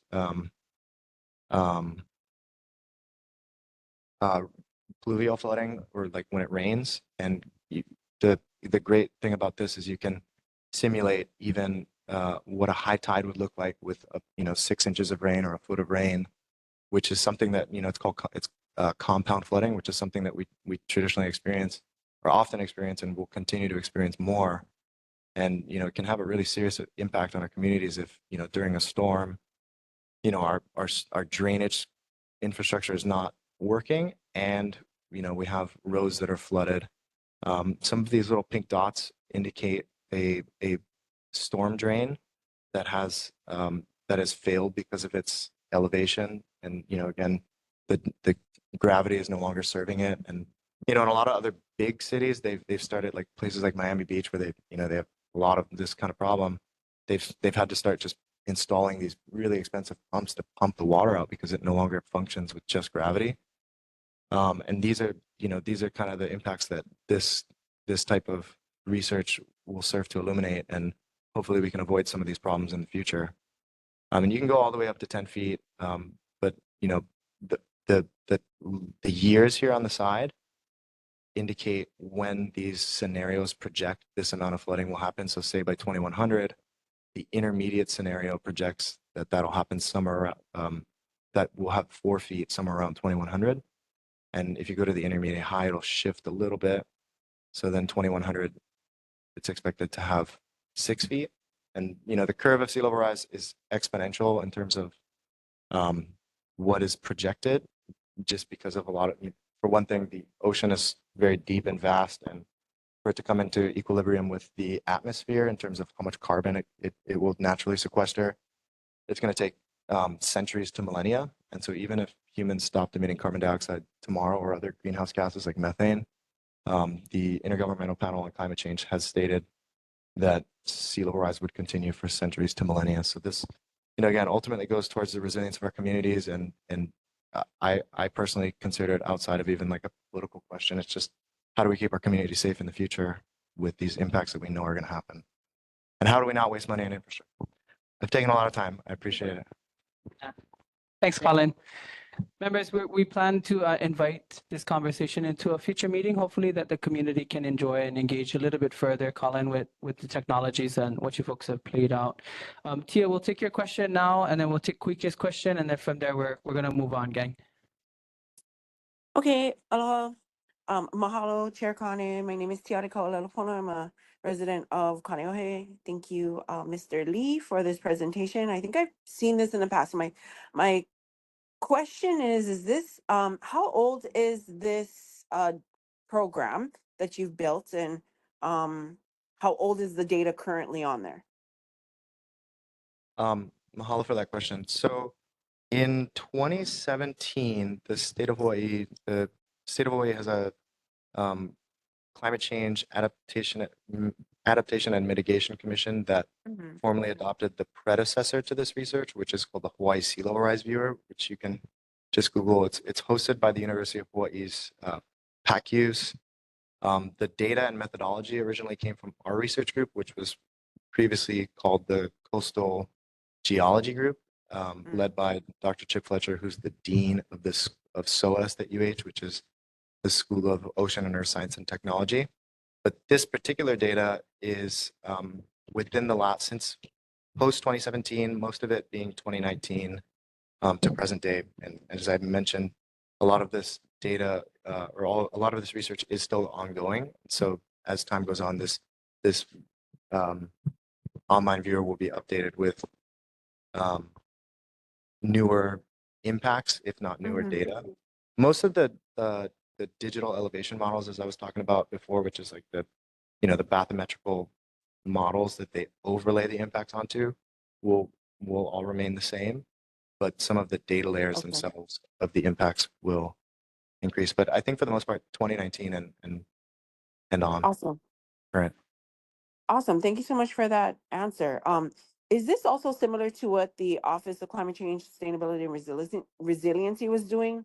I think they made a presentation at Kaneohe Board. That's why. So I was just wondering, because my question, this is a double question. My question back then was, how much historical information have you been using to create this, right? You're saying you're using LiDAR scans, which I also have another question about that. How often are you going to be doing LiDAR scans on Hawaii, right? And also, how much of the historical data have you been researching in Hawaii, even like, Wakahiko, kind of like Kingdom Times? Because my question is more towards like, are you folks using this for preventative methods, or preparedness? Mahalo for that question. So the first part of the question about the Office of Climate Change, Sustainability, and Resilience, I think you're talking about they have another project called One World or One Water. Yeah. And One Water, yeah. And I think they were working with SOAS, yeah, as well. Yeah, from what I understand, they are using some of our data and modeling for that project as well. For this project, we are partnered with the City and County of Honolulu's Office of Climate Change, Sustainability, and Resilience, but it is separate. And our goal overall is to go moku by moku, and this Koala Poku being the first moku to find funding to conduct this research. So this project is separate from that, but hopefully we can figure out funding streams in the future. To answer the second part of your question about how old the data is, if you get a chance to go on our website, we do have, for say coastal erosion, we have a variety of different iterations of ways to measure coastal erosion, or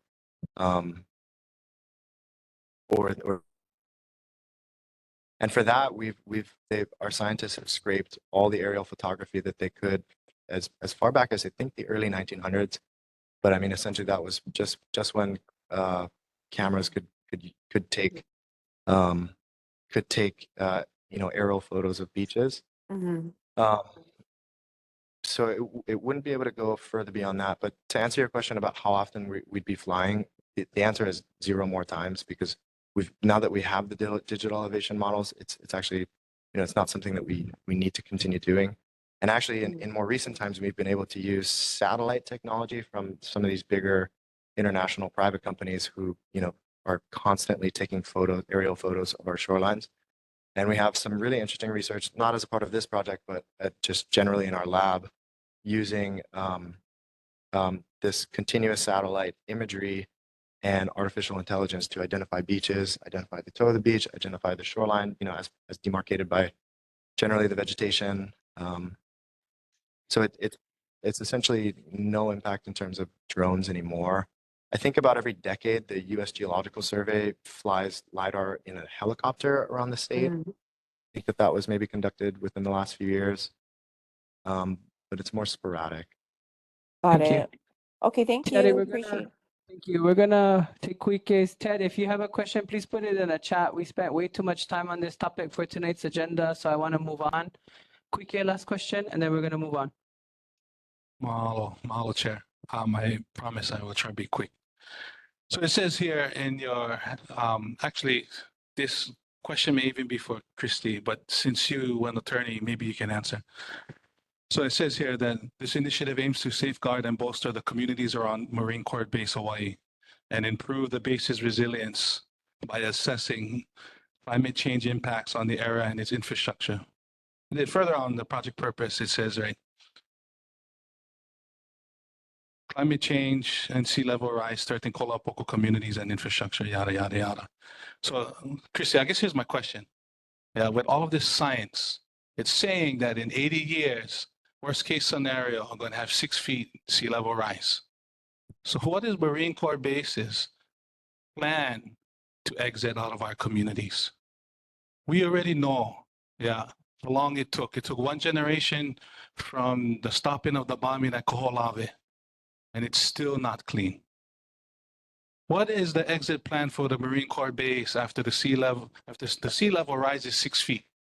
And then if you can answer for us, yeah, what the heck does resilience mean?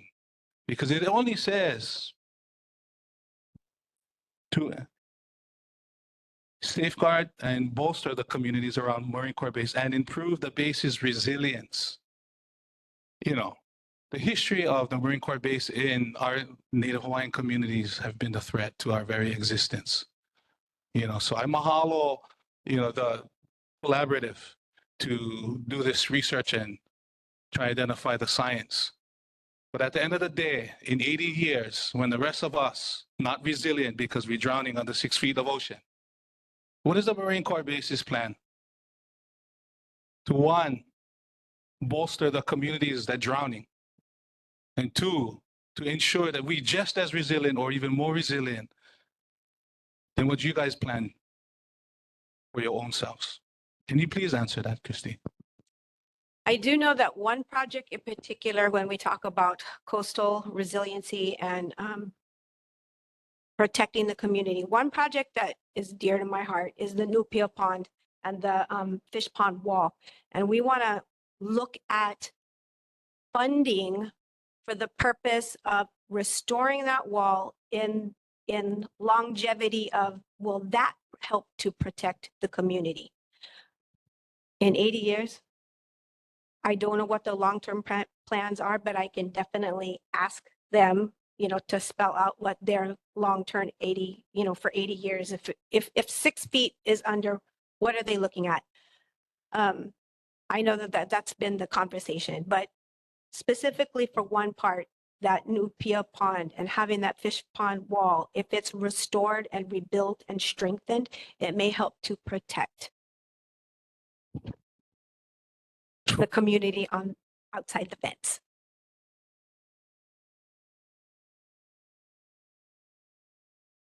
You got science to apply to that? That's a lot of, Christy, love you and love the project, right? But that's a lot of malarkey. Yeah. Because again, I recognize the Aloha Aina and the Kia'i Loko that have been collaborating with you folks, and I really mahalo that initiative.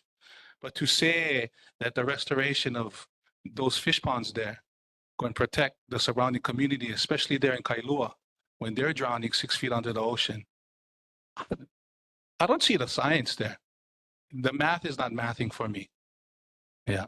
So I'm not concerned per se with Kailua right now, because we know that right across the street from us, the Marines occupy Aina as well, several hundred acres. Yeah. What I don't see on the dashboard is the outline of the military bases and how that's affected. You've talked a little bit about the golf course, but nothing was mentioned about what the future status of the Marine base right across the street. That if it's in fact going to be under 6 feet of seawater in 80 years, what's the plan to start cleaning up now?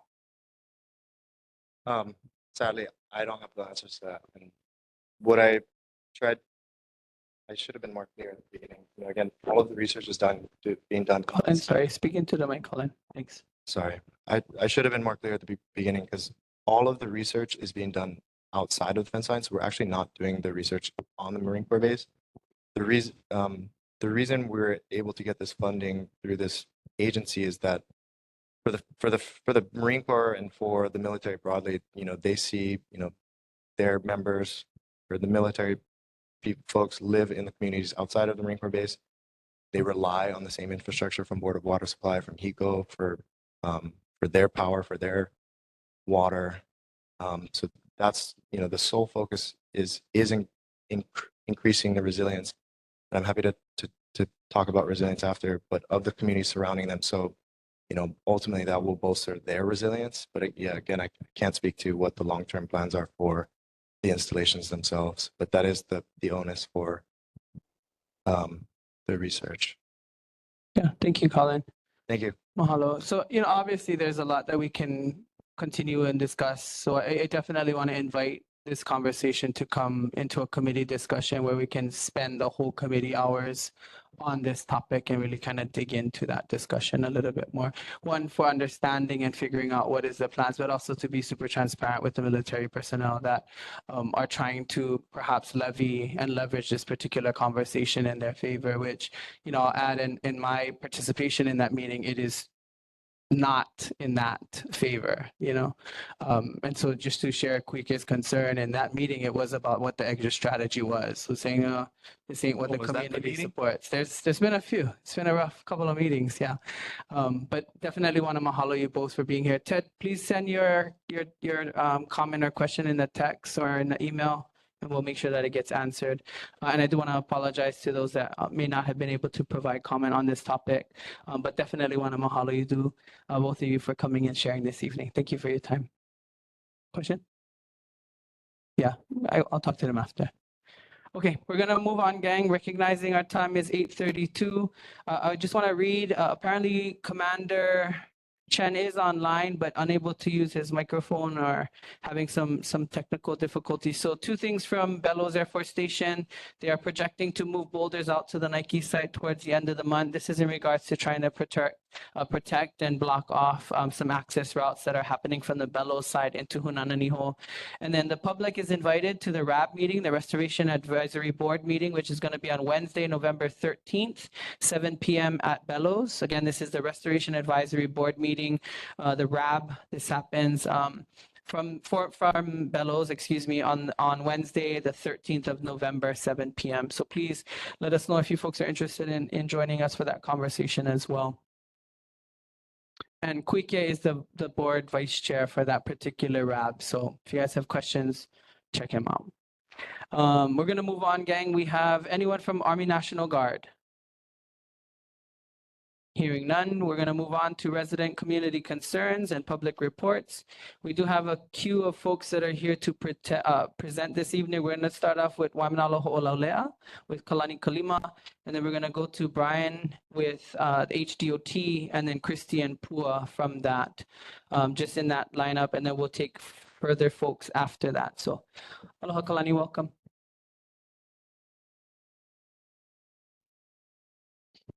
Hello, Mike Ako. So malo nui for allowing me to speak.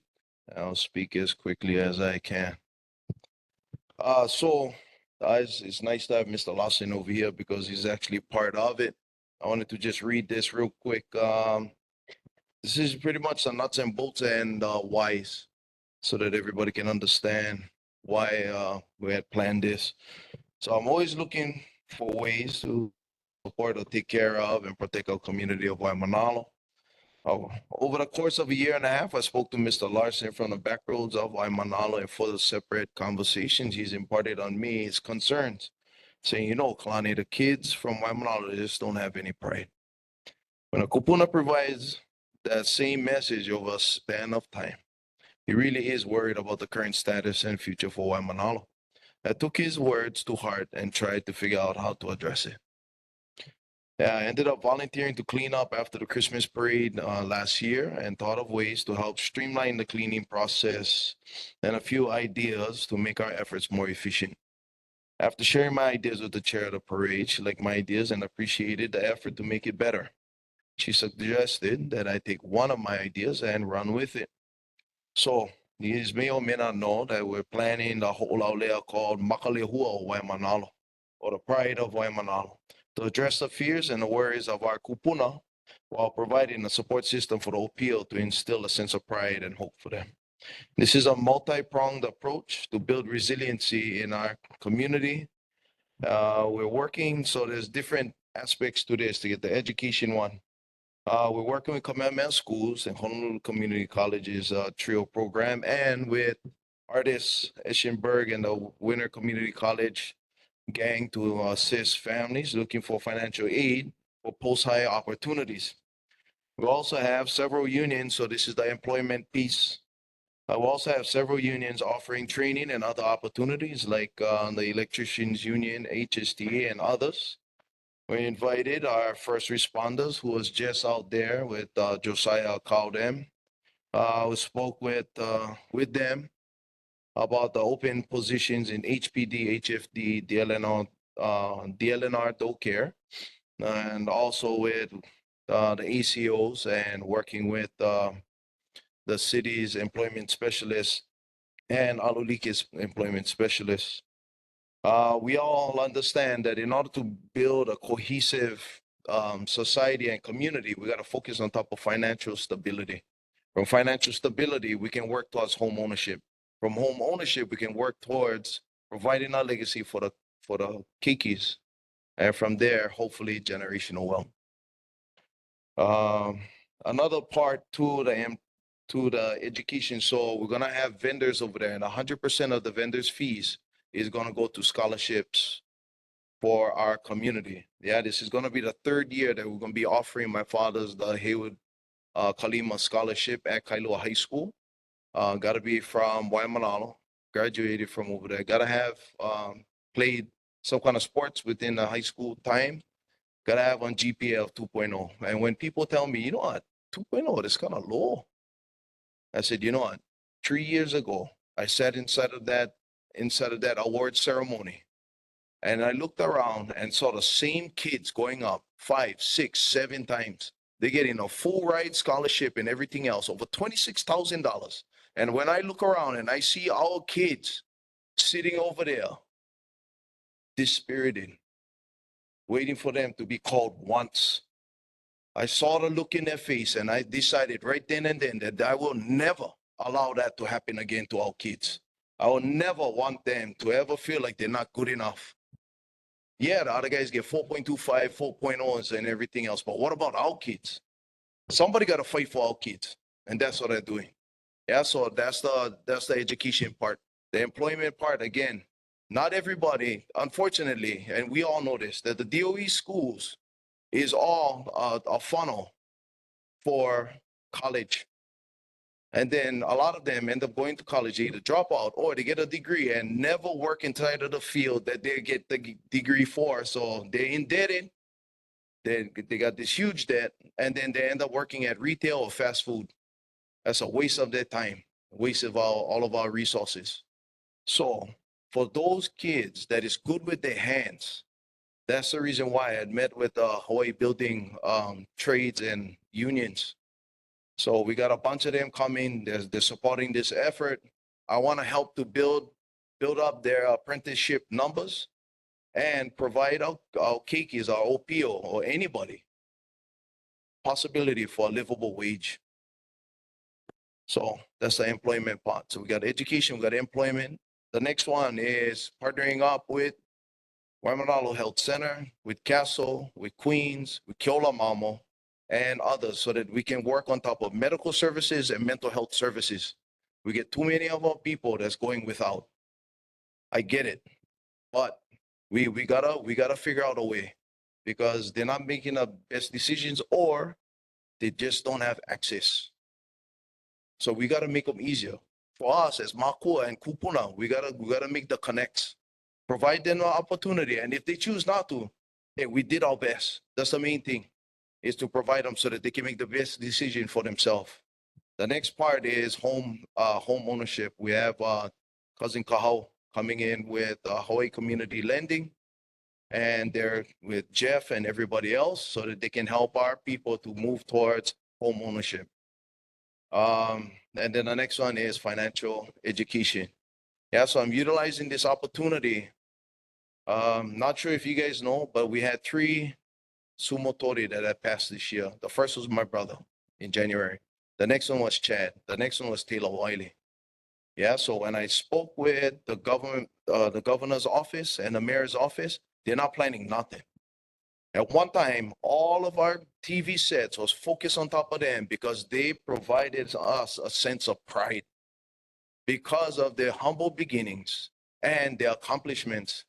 How I see it is, it's akin to all of the Japanese that came to Hawaii, had to learn a different language, had to learn foreign culture and everything else. They came over here for a better life. Our boys found a way that wasn't necessarily having to go through college and then try to make it to the NFL, 1 out of 10,000 people. They found a way so that they could go to Japan, and they were able to excel. Yeah, from Jesse Takamiyama and everybody else was able to do that. So inside of the Huakai, or the Christmas parade, and the Ho'olaulea, we're gonna be honoring them. We're gonna be honoring all of them. So I'm hoping that Brother Saleh will be able to come. But we're going to be honoring them, because they're all the ambassadors of aloha that Hawaii needed around the world. And I want to make sure that our humble community shows the world that we never forget. We never forget our boys. At one time, we had 5 of them. And if we include Hawaii Kite and Tyler Hopkins, you number 6. But that's the whole thing. We're also going to be honoring Kupuna, that have a long list of service to our community. Okay, so went over, yeah, vendors. I'll also be reaching out to our homeless community in hopes that they will help make this event a success. They're just like us. They're looking for something to be a part of that is greater than them, something that would help fulfill that void, and hopefully work on top of that pilina, their relationship with the rest. So I'm looking for funding so that we can provide them with the shirts and everything else, with food, and actually food, so that we can provide a dinner for them, and I can bring all of them, all the way from Makapu all the way to Sherwood and more. They gotta find ways. We gotta provide ways. We gotta understand that they're part of the community, whether we like it or not. I'm reaching out to Aloha United Way for volunteers. We gotta monitor and Wa'ukani, because at that time they'll be fledging. And so that's a huge concern, not just for the city, but for us too. So we're looking at ways to mitigate lights and everything else, trying to provide domes and everything. We got all kind of experts on top of this trying to help me with this. But I do have committees, and one of them is Barb Mayer, retired science teacher. She's gonna head that up. We've been blessed by businesses, but I believe that there are ways to share this opportunity with others that want to be a part of something greater than themselves. A truly selfless act of helping those that just need a little boost to get back on track, to become the epitome of resiliency. This is a community-wide, family-oriented event focusing on the building blocks of any society. And we're looking for kokua. We're looking for help. We'll have activities of which Tita Moani will be heading. We have painting with Uncle Patrick Ching. We have coloring with my cousin's nonprofit, Iri Hano Hano. We also have educational activities from the Conservation Council of Hawaii. And we'll also have Nick Lindsay, who's certified by NASA. He'll be setting up his telescope so that the kikis can look at the moon, because that is Mahealani at that time. And different things out in the kind of celestial world. Yeah, that's pretty much everything. If you guys get any questions, I'd like to answer any questions. Kalani, can you just share contact information? How Sure. can someone contact you? So my email is kalanikalima01@gmail.com. And then my number is 808-351-4473. Right now, looking for help also to acquire high definition pictures of Chad and George, because on top of theirs, I already got the truck, I already got the low boy, both donated. We can get all of the toilets donated. We can get the dumpster donated. Mahalo nui to Ozzy and Shantes for making that happen. That's all. But I need those pictures in order to blow them up. So they're gonna be Waimānalo's hometown heroes, and then the other one's gonna be Hawaii's ambassadors of aloha. Like I said, we're gonna make sure that the governor and the mayor never forget. Anything else? Questions? Mahalo nui. Thank you very much for your advocacy always and your leadership. Thank you. All right, gang, we're going to move on with Brian at HDOT, Department of Transportation, followed by Christy and Pua. And then if you folks are in person coming on to share, please, we can line up after that. Brian? Hello, Chair. Can I share my screen here? Thank you.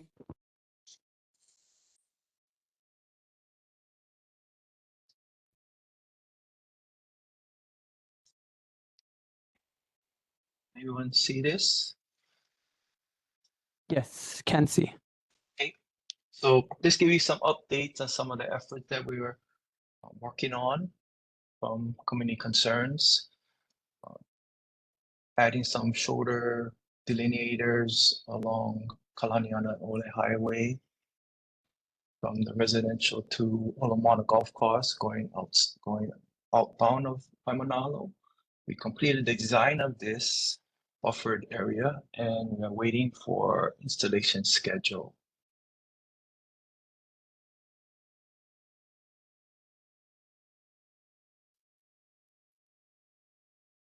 Okay, Kalaniana-Ole Highway resurfacing Makai Pier to Hanauma. Oh, sorry about the spelling.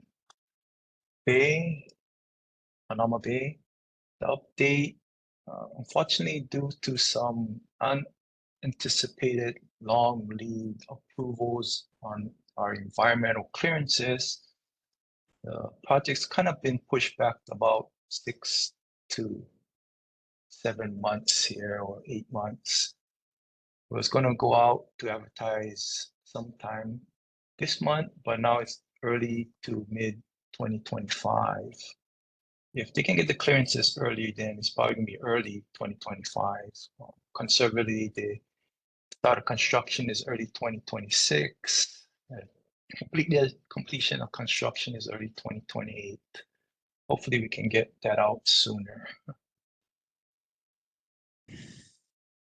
Some of the speed table requests that we got, the one that was requested and between Olamana Golf Course and the residential area, we completed design on that one and waiting for installation schedule.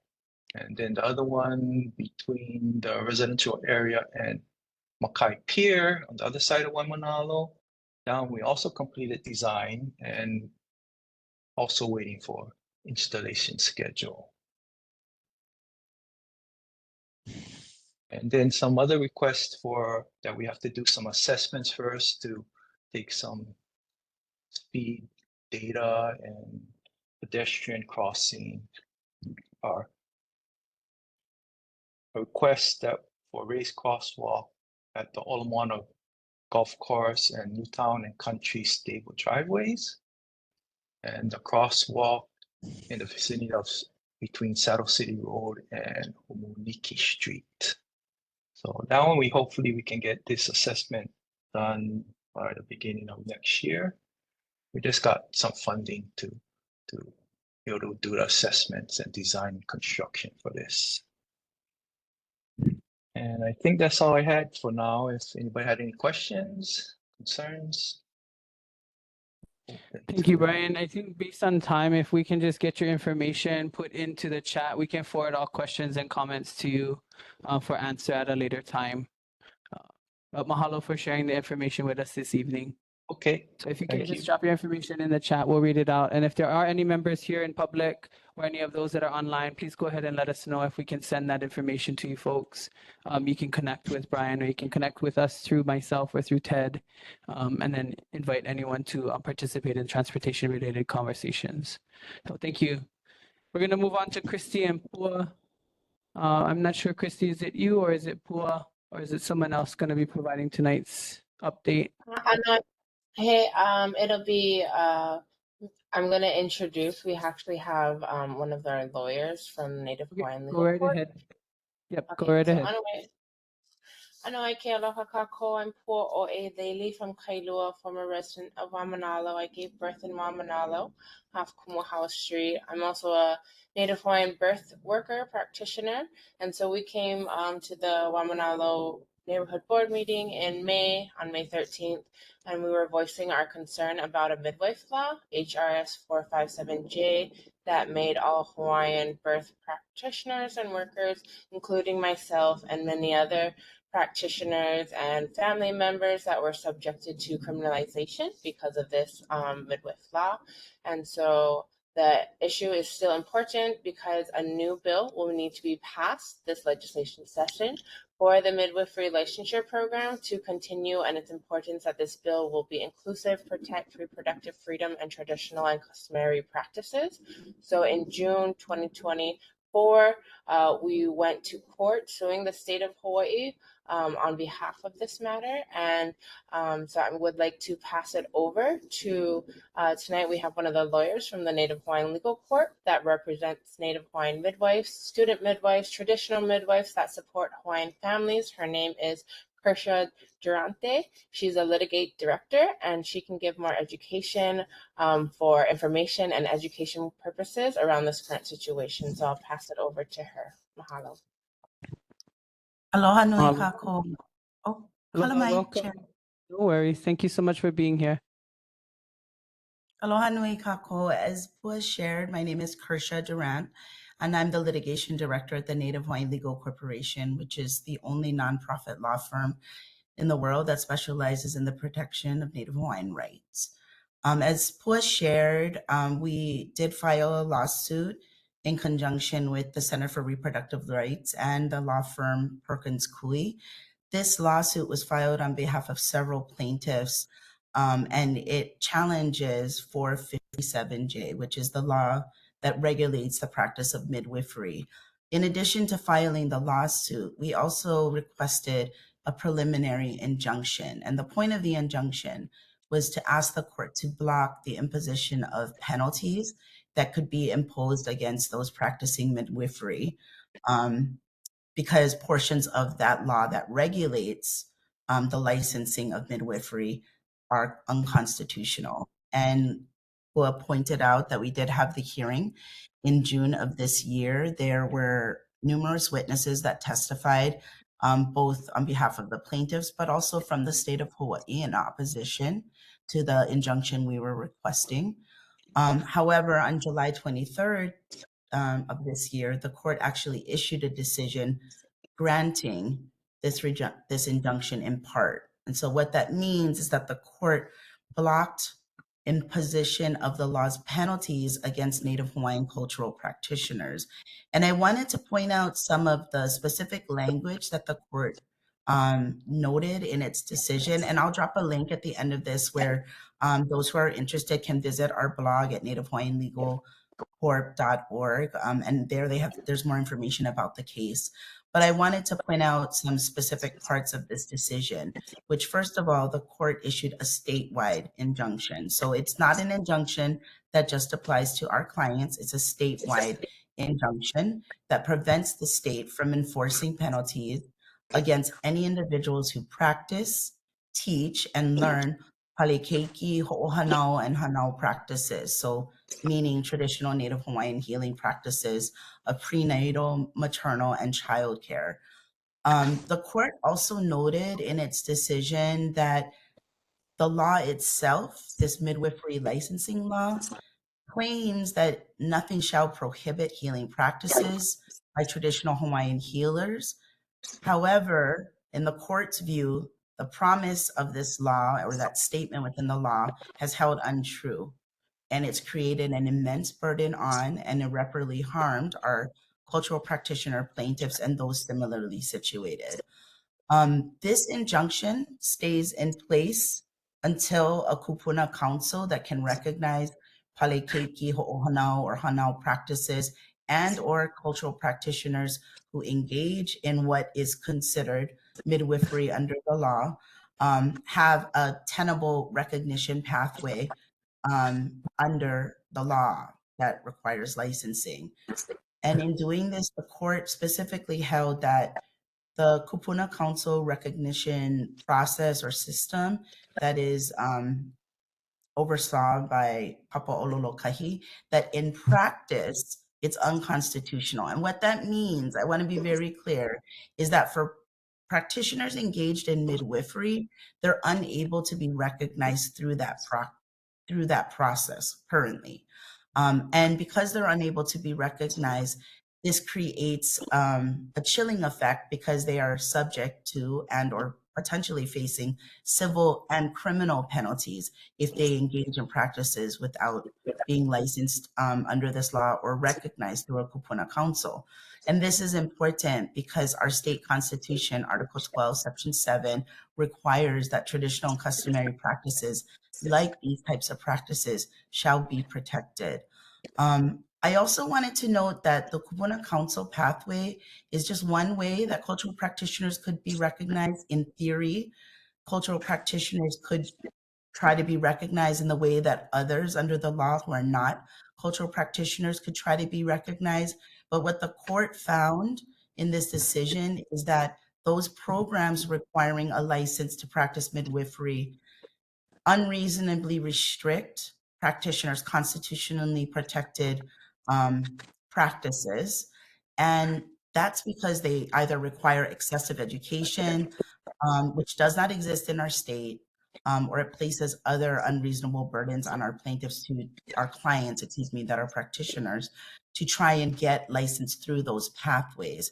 And that's important because those are the same pathways that would apply to those seeking a license who are not cultural practitioners.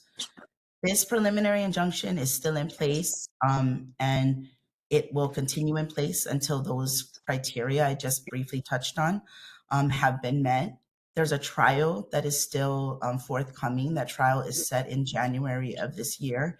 And so as was shared, this is a critical time because there is attempts to try and address the shortcomings of this legislation through bills that we anticipate will be introduced in this next session. So as I mentioned, you can learn more. I will drop the link in the chat, but mahalo nui loa for the opportunity to share a little bit about this matter with you this evening. Mahalo, Chair. Mahalo nui. Thank you, Krisha, for your presentation this evening. Pua, is there anything else you folks needed to add this evening? Or Christy. So we do and have been inviting this particular topic into our November Hawaiian Affairs and Natural Resources Committee for a further discussion where we can share a lot more time together and understanding the issues at hand. So if there's nothing else this evening, I do want to mahalo you folks for bringing this to the community tonight, and we look forward to a future conversation. Mahalo for your advocacy, gang. Members, we're going to move on. Do we have anyone here in public that wants to make any public announcements? Any resident concerns? Please, just introduce yourselves. Kanala, you can line up. And then for those of you that are online interested in providing any public concerns or community announcements, public reports, please go ahead and put your raise hand icon up. Thank you. Mr. Larson. I'd like to see the gym and the rest of our athletic complexes put into top shape It's a shame to watch our fields with big cracks in them and the kids are trying to play. They're telling parents of the kids that were playing soccer down in the field where the gym is, bring a bucket of dirt from home, and people are bringing gravel and stuff to pour inside the cracks. That's not, the cracks are there because the ground, that's swampland in a way, and the ground dries and it cracks. Sprinkle it, water it. It'd be fine. We don't have to. I've heard so many promises about doing this and that. The gym, how many kids have we held back from different going on into school later on into sports because the gym's been closed? We've lost great coaches because of it. Now it's shut down again.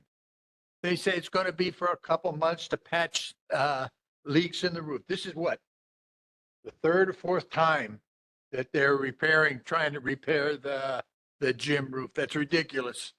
And because if it was their house, that one patch would take care of their house. Know who it is you're voting for. I've heard promises. At 83, I've heard so many promises that are all BS. They promise and promise and promise to get elected. What comes from it? Nothing. We're spending millions on people that have come from outside into the country. I don't know how many are coming here to Hawaii in a way. We've spent 1.5 billion on them for housing and everything else. Our people here, what housing have they provided for them? You know, I mean, it's something that's a concern when you go and vote. Check it out. Look who it is.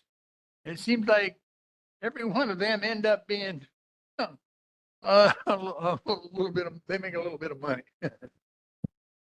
But just, it's all for our kids. Mahalo, Mr. Lars. Thank you very much. Kanala? And then I'm not seeing anybody's hands up online, so I'm going to assume that there's nobody there. If you do have anything you want to share at this time, please put your hands up. Mahalo. Kanala? Aloha, my name is Kanela, Mahalo Chair, Board, and members online and in the room. Throughout this evening, I said I am a Waimānalo resident. That title has been blessed to me in 2021 because I am born and raised homeless and houseless in Hawaii. My mom has been homeless for 50 years. So holding that Waimānalo resident title, it means a lot to me. I'm coming to the neighborhood board to voice a concern. This, please bear with me, this is a whole different speech that I was gonna share. I was actually gonna read the email that I sent out to the council members, to the government, and also chair regarding the expansion of Hui Mahiai Aina. And here it goes. Hopefully it's not too much pigeon. Aloha members of the Neighborhood Board 32. My name is Kanela, and as of 2021, I became a permanent resident of Waimānalo. I am a survivor of houseless and homelessness in Hawaii. I'm here to state a verbal credit where it belongs, since the credit was not given to the people who were a part of this topic since 2018. So here I am giving credit to Auntie Lavaina Aina, Auntie Twinkle Borges, James Kushiba, Kathy, our Waimānalo Board residentially challenged Ohana, and all of the Pu'uhonua o Waianae that actually came to the committees and the neighborhood board to help support this topic of building a kauhale that will help our residentially challenged community from the beach park to originally be transferred. But since then, 2018, since the last committee meeting that was held here in this library, I am here and present to claim my Native Hawaiian Kanaka rights to Land and Hawaiian Commission Act of 1912. I'm also requesting the council members, government, OHA, DHHL, and the Council of Native Hawaiian to help me look into the mismanagement and transfer of the 11-acre parcel land on 41-902 Oluolu Street, Waimānalo, TMK 41-1-01:008. The right of entry that was granted on October 11, 2004 I believe personally, I have also researched, is deemed invalid. Hui Mahiai Aina, while operating illegally on the agricultural land behind Auntie Blanche's land, has not sought its legal permits, nor have gotten their legal insurance that is required to deem a place fire safety, flood safety, as well as any safety for the community. When did Hui Mahiai Aina become a certified project in the state? I have researched that. I even asked my friend Angela Intelligent AI to help me. There is no record of Hui Mahiai Aina becoming a certified project with the state. I hear throughout all of the media, all of the meetings, under the proclamation, section 1, chapter 343, Hui Mahiai Aina is exempt from the environmental impact, which includes to the extent necessary to expedite the provision of housing for homeless people subject to the attachment. But also in the 12th emergency proclamation, from the 4th emergency proclamation, there is the governor's emergency rules, which it does state what a project has to propose in order for the project to be eligible to be covered under this proclamation.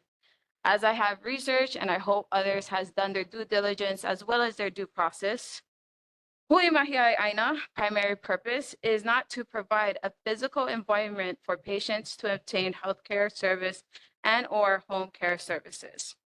Hui Mahiai Aina has already seen adverse impact that was identified in 2018, which they also neglected to survey more, to bring back to the committees and the communities to voice our concerns.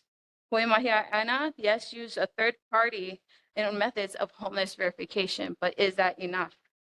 This project plan under the governor's emergency rule do say that a project plan to obtain community engagement is required to be fully completed in order to be deemed exempt under the 12th emergency proclamation sent by our Governor Green, which I actively in this residentially challenged homeless title that I carry for over 30 years, have not seen a plan or engagement or anything else regarding Hui Mahiai Aina, as well as our houseless challenge Ohanas. And I do ask and request for all who was in support of this in the BLNR meeting, come to our Waimānalo community plan meeting and share what you know. Because as I stand here as a Native Hawaiian, Kanaka Mo'oli, and one that comes from homelessness and is a survivor and a product of every state agency on this island, you guys never talk to me. I have kids that are over 50% blood quantum. I am here to speak for them. And just like in Faith Action, they have a video of me too, speaking on the behalf of homeless residents. Please watch that video. I would then pose this. Alternating the land may pose a threat to the current residents that are on Olo'olo Street, shifting the flood zone. Please let us not remember Frankie River that continues to flow from the backside of Olo'olo Street through Bellows. Please do not forget that the land that was, to me, illegally transferred by BLNR on 1011 is conservation land. Don't forget that, guys. In the end, I am asking that the 11-acre parcel should be transferred back to DHHL hands until legal and due process are fully completed so that the community that were a part of these conversations has a voice. Mahalo. I pass it back to the chair or wait for questions. No questions. Thank you so much, Kanala. We'll definitely have that discussion in the Waimānalo Community Plan Committee in November. So thank you for being here. Mahalo. Seeing no hands online, do we have anyone else here in public? Okay, hearing none, gang, we're going to move on. Recognizing that the time right now is at 9:08, we're going to start with our elected officials report, starting with Esther Kia'aina's office. Irene, thank you for being here this evening. Thank you. Wait, sorry. I'm sorry, Chair. Hold on. Okay. Okay. Thank you, Chair Kane. Aloha and good evening, everyone. I'm Irene, and I work for Councilmember Kia'aina and have just a few announcements that Councilmember Kia'aina wanted to share. Councilmember Kia'aina invites you to a Windward Community virtual workshop on the city's grants and aid program, which is scheduled for next week, Monday, October 21st, 2024 at 6 p.m.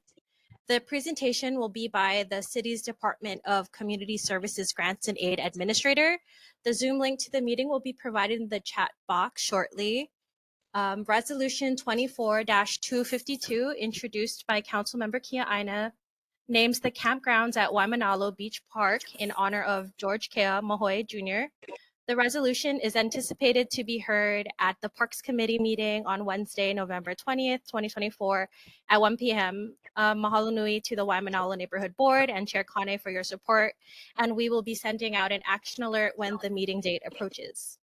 Resolution 24-243, introduced by Councilmember Kia Aina, reconvenes the Honolulu City Council's Agricultural Development Task Force, which is scheduled for an informational briefing at the Committee on Planning and the Economy meeting on Tuesday, October 22nd at 9 a.m. Bill 64, miscellaneous uses and cleanup amendments. The Committee on Planning and the Economy will be considering miscellaneous uses and cleanup amendments to all categories reviewed by the Planning and the Economy Committee for the last 2 years at its meeting on Tuesday, October 22nd at 9 a.m. And finally, Oahu voters will have a chance to weigh in on 4 charter amendment questions on the November general election ballot relating to the Ocean Safety Commission, City Council salaries, Climate Resiliency Fund, and the Department of Emergency Management. More information will be provided in the chat box, and that concludes my report. Thank you. Irene, thank you so much for being here on behalf of Councilmember Kia Aina. Members, any questions in public, in person? Kuike? None? Anyone, members online for Councilmember's office? Seeing and hearing none. Any community members here in person? Hulali? Please, thank you. Any other community members can line up? If not, if you have community members online, please put your hands up for questions for Councilmember Kia Aina. Thank you. Aloha, my name is Hulali Mohi. I have a question. Can you repeat the date of the next Parks and Recs Committee meeting that you said that you guys are going to make the announcement on? Because I believe you said the 20th, but our meetings are held on the second Wednesdays of every month, which would be the 13th. That's for the City Council Parks and Rec Department. Yeah. Got it. I was like, wait, did you guys change our meeting and not coming? For City Council, the City Council's Park and Recreation Committee is going to be held. Irene, you can repeat that information. Oh, yes. So the Committee and Parks meeting will be on Wednesday, November 20th, 2024 at 1 p.m. So that's the City Council's Committee on Parks. Perfect. Thanks, Chair Thank you. Kane. Thanks, Ulali. Seeing no hands here, anyone online? Okay, here we go. We're going to move on, gang. Mahalo nui, Irene. Thank you for your time this evening. Mahalo. We're going to move on to Senator Chris Lee. Hearing none, we're going to move on to State Representative Lisa Martin. Aloha. Forgive me for not having my video on tonight. I'm a little under the weather, so I am already in bed. But I did want to share. Yeah. I did want to share one thing and ask for your help, which is why I wanted to be here tonight. Maybe you saw in the news, there was a records expungement and bench warrant recall clinic in Waianae that about 120 people were serviced at. When I heard that, I asked them if we could do one here in Waimānalo. And we are going to do it January 11th, 2025 at the Waimānalo Elementary and Intermediate Cafeteria. And it's an event that they bring in a lot of resources to help people clear their record so that they're not barred from employment, from coaching their kids' sports teams, etc. It's only certain types of records that are expunged, so nonviolent. And it can really be helpful in people getting a fresh start.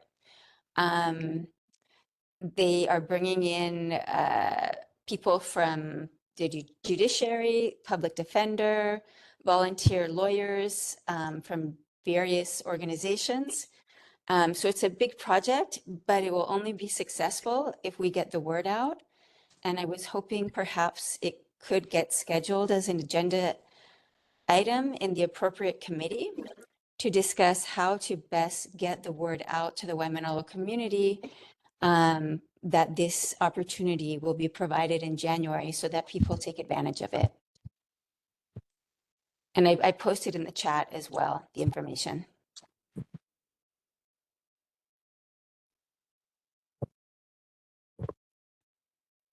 Sorry, is that a question for me? Yeah, what committee can we, first of all, can we put it on the agenda of an appropriate committee to talk about how to market and get the word out about this event? Would you folks be willing to help? Oh yeah, absolutely. I think we can definitely put it into our community plan committee or our Hawaiian Affairs Natural Resources. Either of those would be sufficient for that. We're happy to do that in November. Okay, maybe if you could communicate with me about the date, I can see if I could get somebody who from the organization that puts this on to be there so that they can answer any questions during that meeting. Sure, Thursday, November 14th, 7 Okay. at the public library. Okay, thank you very much. Absolutely. And that's all. Wonderful. Thank you so much, Rep. Martin. I know you're not feeling well this evening. Members, any questions for the representative? Any members online? Seeing no members online. Anyone in the public? Canela? Anyone else from the public here in person? If you can line up, that would be great. If not, members online, community members online, if you have questions for the representative's office, please go ahead and raise your hand. Thank you.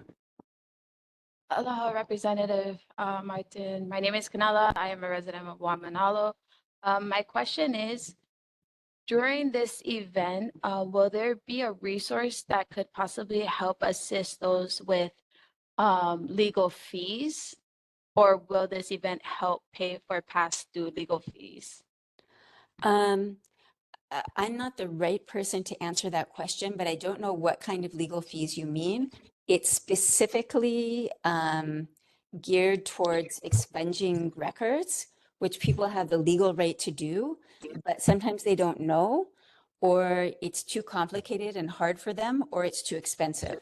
So this is a way to help them take advantage of that which they already have the right to do, but there are barriers for people that maybe lack resources. And then also the bench warrant recall. So if there's, I'm not sure what the fees would be for, like parking tickets, things like that. Absolutely not. That's not what this is about. Okay, thank you. Yeah. Mahalo, Canela. Thank you. Rep. Martin, thank you so much for your time and service. Please feel better. Mahalo. We're going to move on, members. We have Governor Josh Green this evening.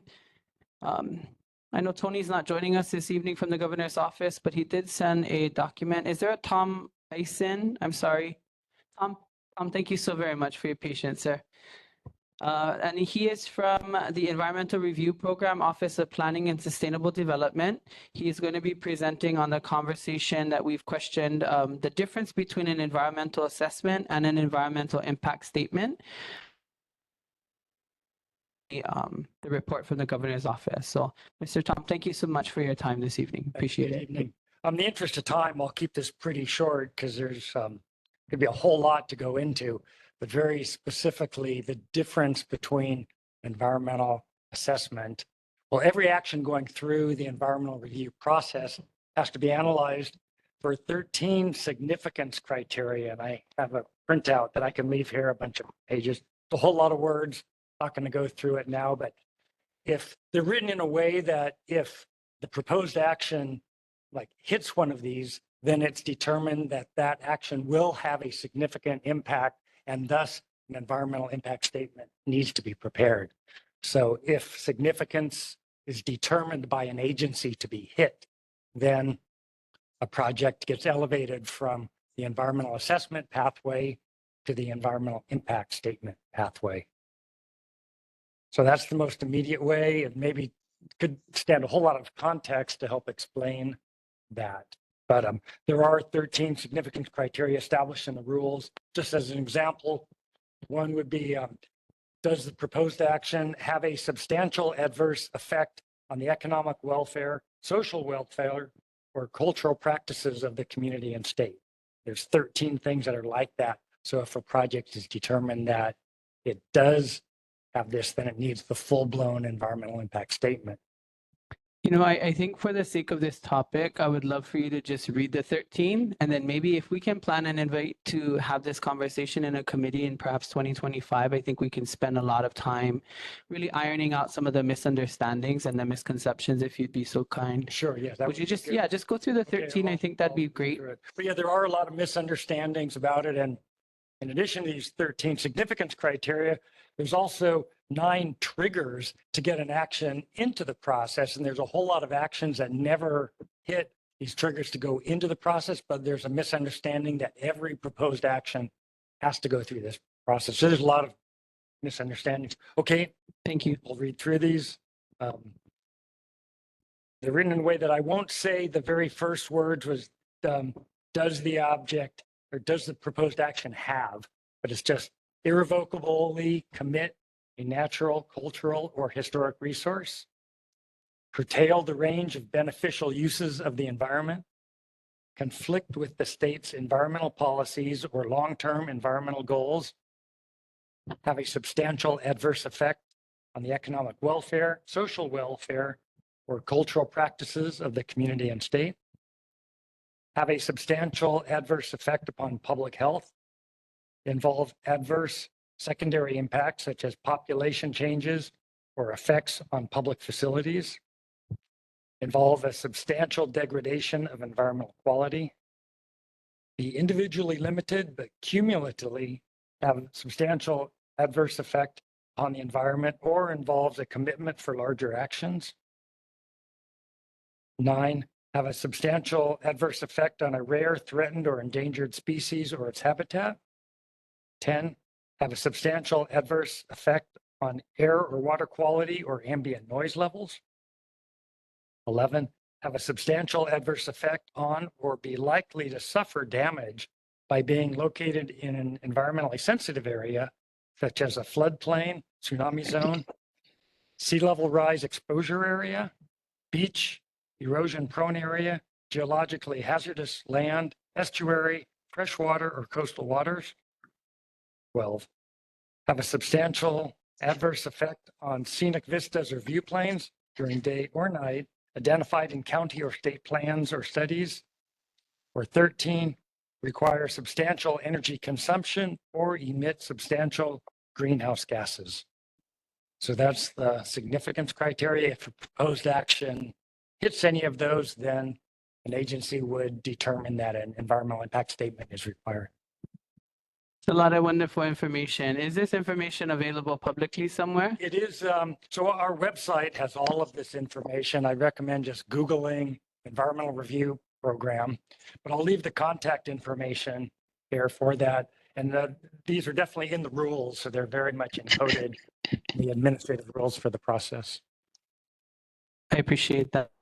Thank you so much for your time this evening, and I apologize that we won't have a lot more time to discuss this tonight. We could go on for hours about. We're ready for it. We're absolutely ready for it. So I'll talk to Tony about scheduling through the governor's office with someone from the department or with you. Can you restate your title? I'm the senior planner with the environmental review program of the Office of Planning and Sustainable Development of DBED. Got it. A lot of words. Yeah, mahalo. I appreciate your time this evening, Mr. Tom. Thank you for joining us. Mahalo. And then for those of you that are online, we'll scan the document into the Google Drive that's publicly available, and then we'll put it up on our social media site so people can read it from there too. With that being said, we're going to read through the governor's report from previous meeting, and it reads from Tony Benavise, Planning and Policy Analyst. He is the comptroller, and then he's the governor's reporter for Waimānalo. So Governor Green's monthly newsletter, Kealoha, A New Path Forward. There is a link to that newsletter. If you want it, please go ahead and let us know. You can subscribe at governor.hawaii.gov/newsletter. There's a follow-up from August 12, 2024, request a speaker to speak on the difference, environmental assessment and environmental impact statement. That's Mr. Tom this evening, so thank you for being here. Follow-up questions from September 11, 2024 meeting, follow-up with Governor's Office of Assistance, with follow-up from DLNR Chair to address issue on WikiWiki permits aligning with city ordinance, challenges in jurisdiction from state, city, military. City Councilwoman Esther Kiana provided input that the challenge is the DLNR state has not aligned with the city ordinance, so she has been trying to align it with the LNR chair by removing wiki permits from online, and that is currently in discussion. It goes on to say that the DLNR will provide an update by next neighborhood board meeting, so we'll look forward to having that before the community at the next meeting. There's a request from the Department of Ag to provide a regular update. So October 14th, 2024 DOA update. Department of Agriculture continues to make progress in controlling coconut rhinoceros beetles. Plant Pest Control Branch staff continue to dialogue with researchers at the University of Hawaii at Manoa's College of Tropical Agriculture and Human Resources, Another pesticide product has been identified as a possible treatment to ornamental landscaping, coconut and palms where fruit is not intended for consumption. Further tests are required to ensure treatment efficacy, but initial reports are positive. The treatment method and product will be provided in the updated HDOA CRB response plan. From the pesticides branch, based on input and concern from the public, the pesticides branch has developed, reviewed, and procured flagging tape and pesticide treatment signs, 80 rolls of flagging tape, and 100 laminated signs in bilingual warnings, which include languages such as Tagalog, Chinese, Thai, Korean, Ilocano, and Spanish.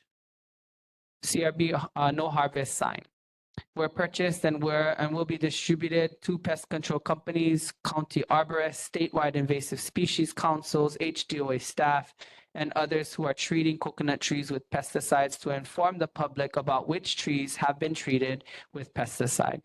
This is not a law, but a best practice for notification.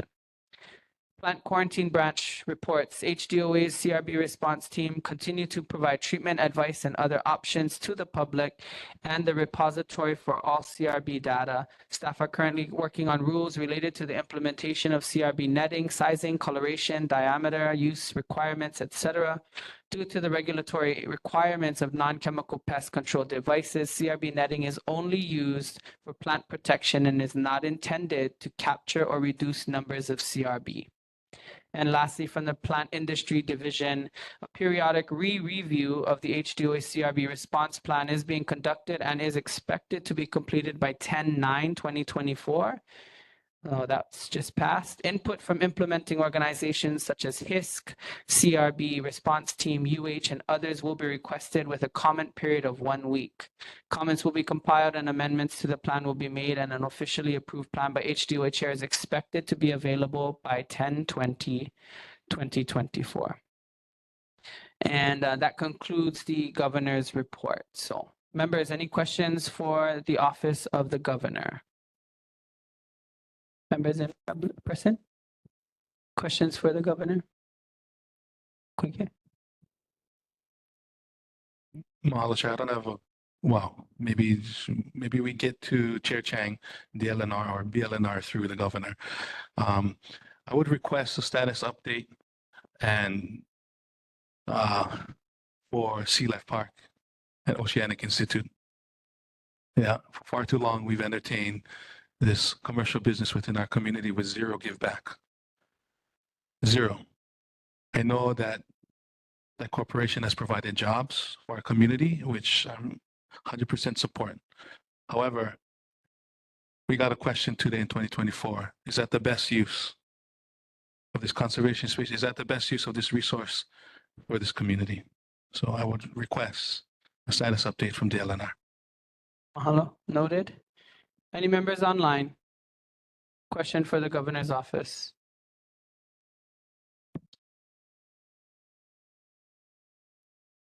Koike, you have something to add? Sure, Chair, mahalo. I just want to follow up on the testimony earlier from our community member, on the Waimānalo and the recent movement and decision by the Board of Land and Natural Resources to transfer 11 acres of agricultural land in Waimānalo over to, what is the name of that new department? Office of Homelessness and something else. You can look it up. Yeah. So I just have a bone to pick because the director of that said office, he committed to both you and I that they would request for the agenda item last Friday to be removed. That way they could further explore community consultations, because in their meeting with us, yeah, we asked them and we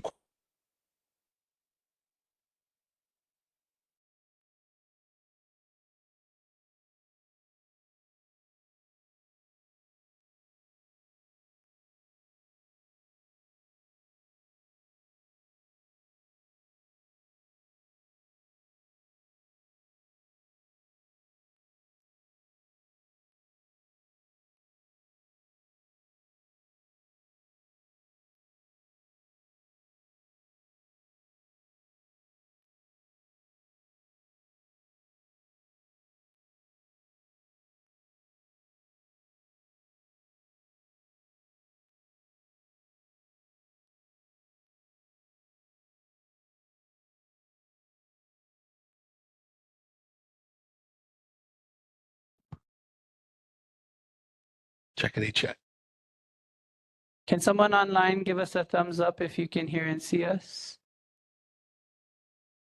Okay, Lily, thank you. mahalo, Thank you, Lily. gang. We Yeah, lost mahalo, you guys. folks for a little bit, but we're here now. Chair, to summarize, yeah, Sorry, we're gonna come back from recess at 9:30. Thank you. 9:30 p.m. Go ahead. my favorite subject in school. Chair, just really to summarize, yeah, I'm livid, really pissed off that Director Mizuno, yeah, gave us his word that they would not move forward with any of this. So, you know, I would urge us to send a letter, maybe a pigeon or two, to the square building, fifth floor. Yeah. And then just express how,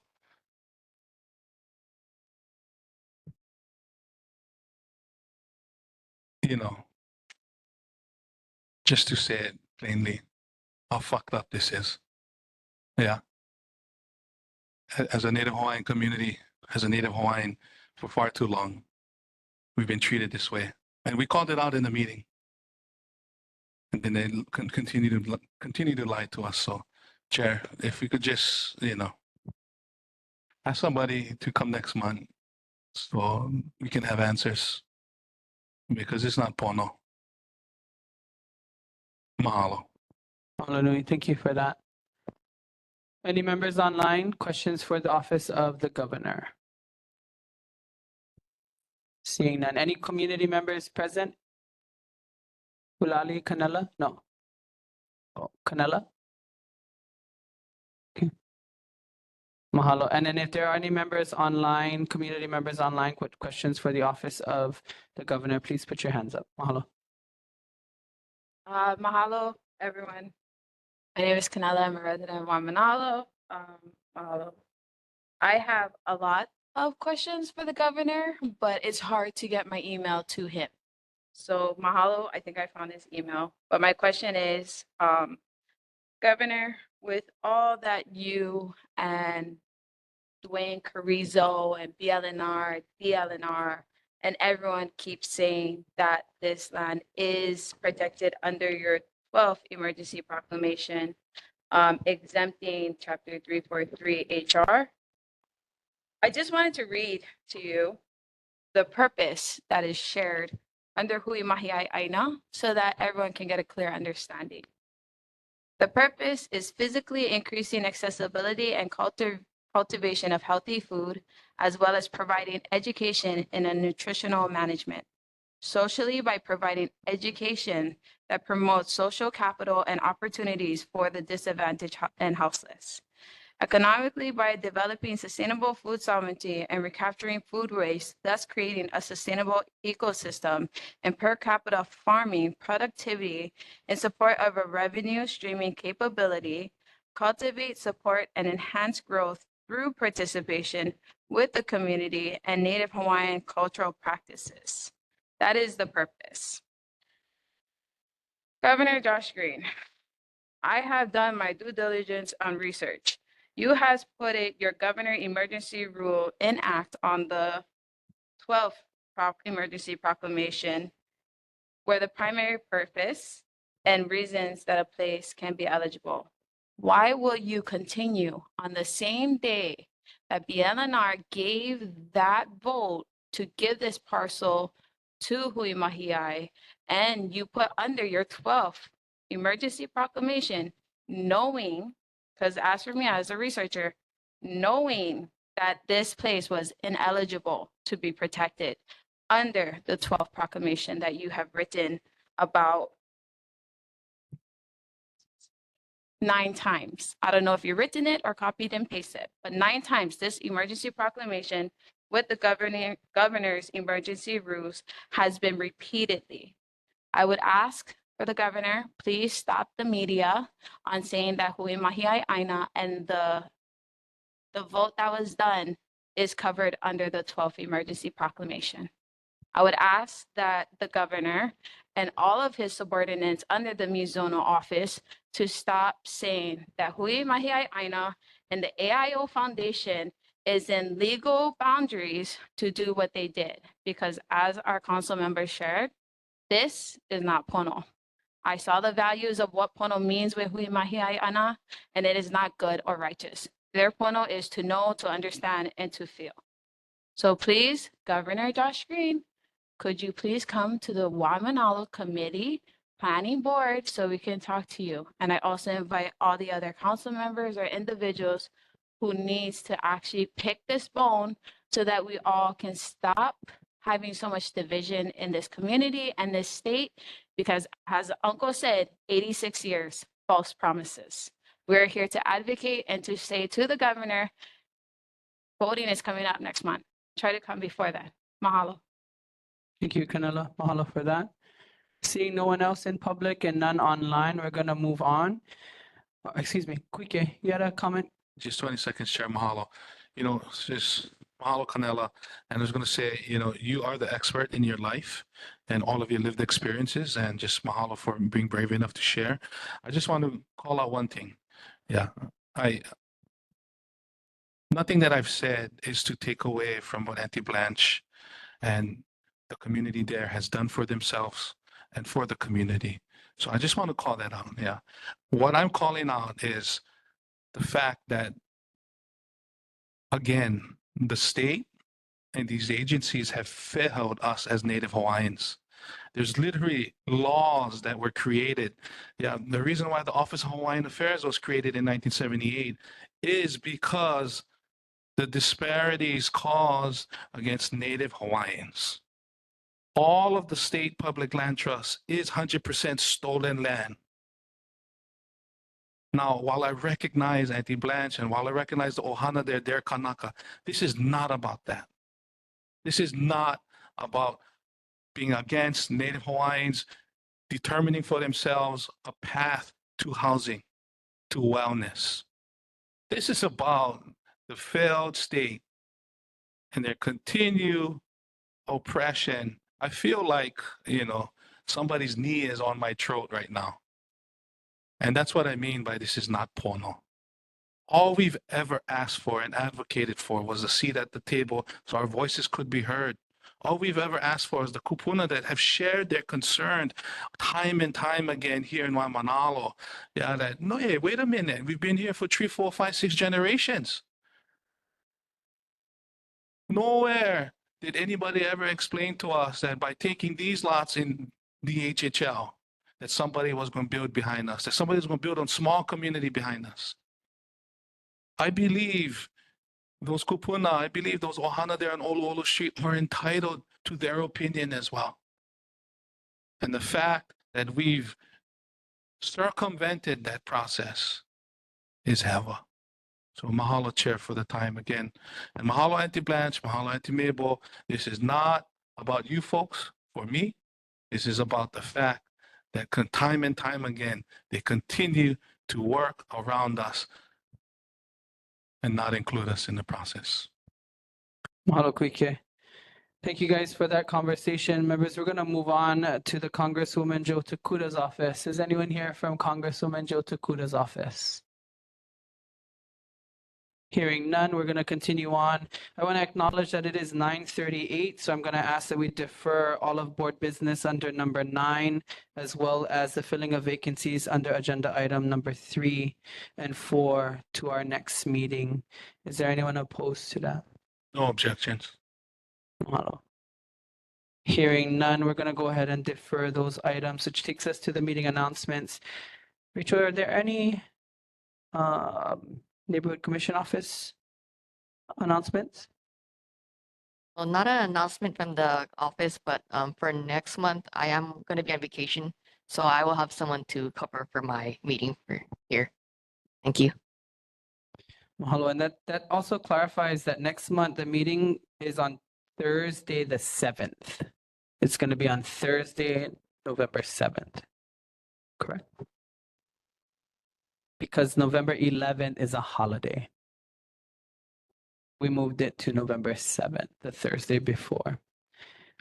So lots of changes there. The committee meetings will still run as scheduled on the second week, but the second Monday is a holiday, so we were asked to move the meeting to a different date, and the date selected was November 7th. So mahalo for that. The Education Committee will be on November 12th, Tuesday, 5 p.m. Hawaiian Affairs and Natural Resources, again on the second Tuesday, November 12th at 6 p.m. here at the Waimānalo Public Library, as well as on Zoom. Parks and Recreation Committee is scheduled to be on the second Wednesday, November 13th. Again, that is the same date as the RAB, the Restoration Advisory Board meeting. So we're going to ask if the chair might be willing to take her meeting a little bit early, Hulali, for November, so that folks can participate in the November RAB meeting if they want to. So I'll touch base with the chair for that committee, excuse me. Waimānalo Community Plan scheduled for the second Thursday, November 14th at 7:30 p.m. Excuse me, 7 p.m. And then Olelo broadcast schedule, there was an adjustment made for the month of November. The Olelo broadcast schedule, because of the voting and the coverage, there is an adjustment made which we can share. As soon as Rachel pulls that up, we'll share that information. But there is a change in that agenda schedule just because of the coverage on the election. So just to be aware of that. Hawaii Kai Neighborhood Board number 1 meets on the last Thursday of the month. Kahaluu Neighborhood Board on the second Wednesday. Kaneohe Neighborhood Board on the third Thursday. And Kailua Neighborhood Board on the first Thursdays of the month. Please do confirm that their meetings are as such at honolulu.gov/NCO. And go ahead and support and listen in on some of the ideas that are happening there as well. Yeah, no worries. I thought it was in a recent email you had recently just sent. Nonetheless, that brings us to the end of our agenda. I would double check on the online website for the Olelo broadcast schedule. If we can post it to our online website, we will, and then we'll make sure that it's in the meeting minutes as reflected. So, okay, here we are. Okay, I'm just going to read off from the email. So the original Olelo broadcasting date and time for Neighborhood Board 32 was scheduled for Saturday, 11/2/24 at 3. But now the new airtime will be at 3:30 p.m. So same date, Saturday, November 2nd. And then this is due for the upcoming general election edition of Candidates in Focus. Thank you. Hello, Rachel. Members, that brings us to the end of our meeting this evening. We're going to ask our Vice Chair, Kuike Kamakeo, to close us off in Pule this evening. Mahalo. Mahalo, Chair. Pule kako au hea oe kia kua nui na ana noi ho huli kalani me ka honua. Nau no kamana. E nā kini a kua na uma kua me nā kupuna kupo me ke ao. Kia lohune o kupakahi a pau. E nā mea ike ia me nā mea ike ole ia. Kia lohunui o kupakahi a pau. Kia kua nui mahale a oe no kia manawa no kia halawai no kia wahi kuka kama ilia no na mea pono no kia kaya ulu ne o Waimānalo. Me ke la hapa ia kia leo mahalo, kia leo aloha, kia leo mihi a oe kia kua. No na mea, no na hanana a pau, maloko ma waho kia kaya ulu nei. Me ke la, o una nei kia leo pule, kia leo pale a oe kia kua no ho pū me mako I ko kako hoi ana I ka hale kia iai. No laila, No ia kia ma mea apau ma ke no kau ke kia ko kako kama. O ia suno a me ne mahalo kako. Mene, mahalo nui kako. If you're not signed up to receive the emails and the agendas from the current board, please do so. Let us know if you need help with that. That brings us to the end of our meeting at 9:43. This meeting is adjourned. Mahalo nui kako. Everyone travel safely. Thank you for your service.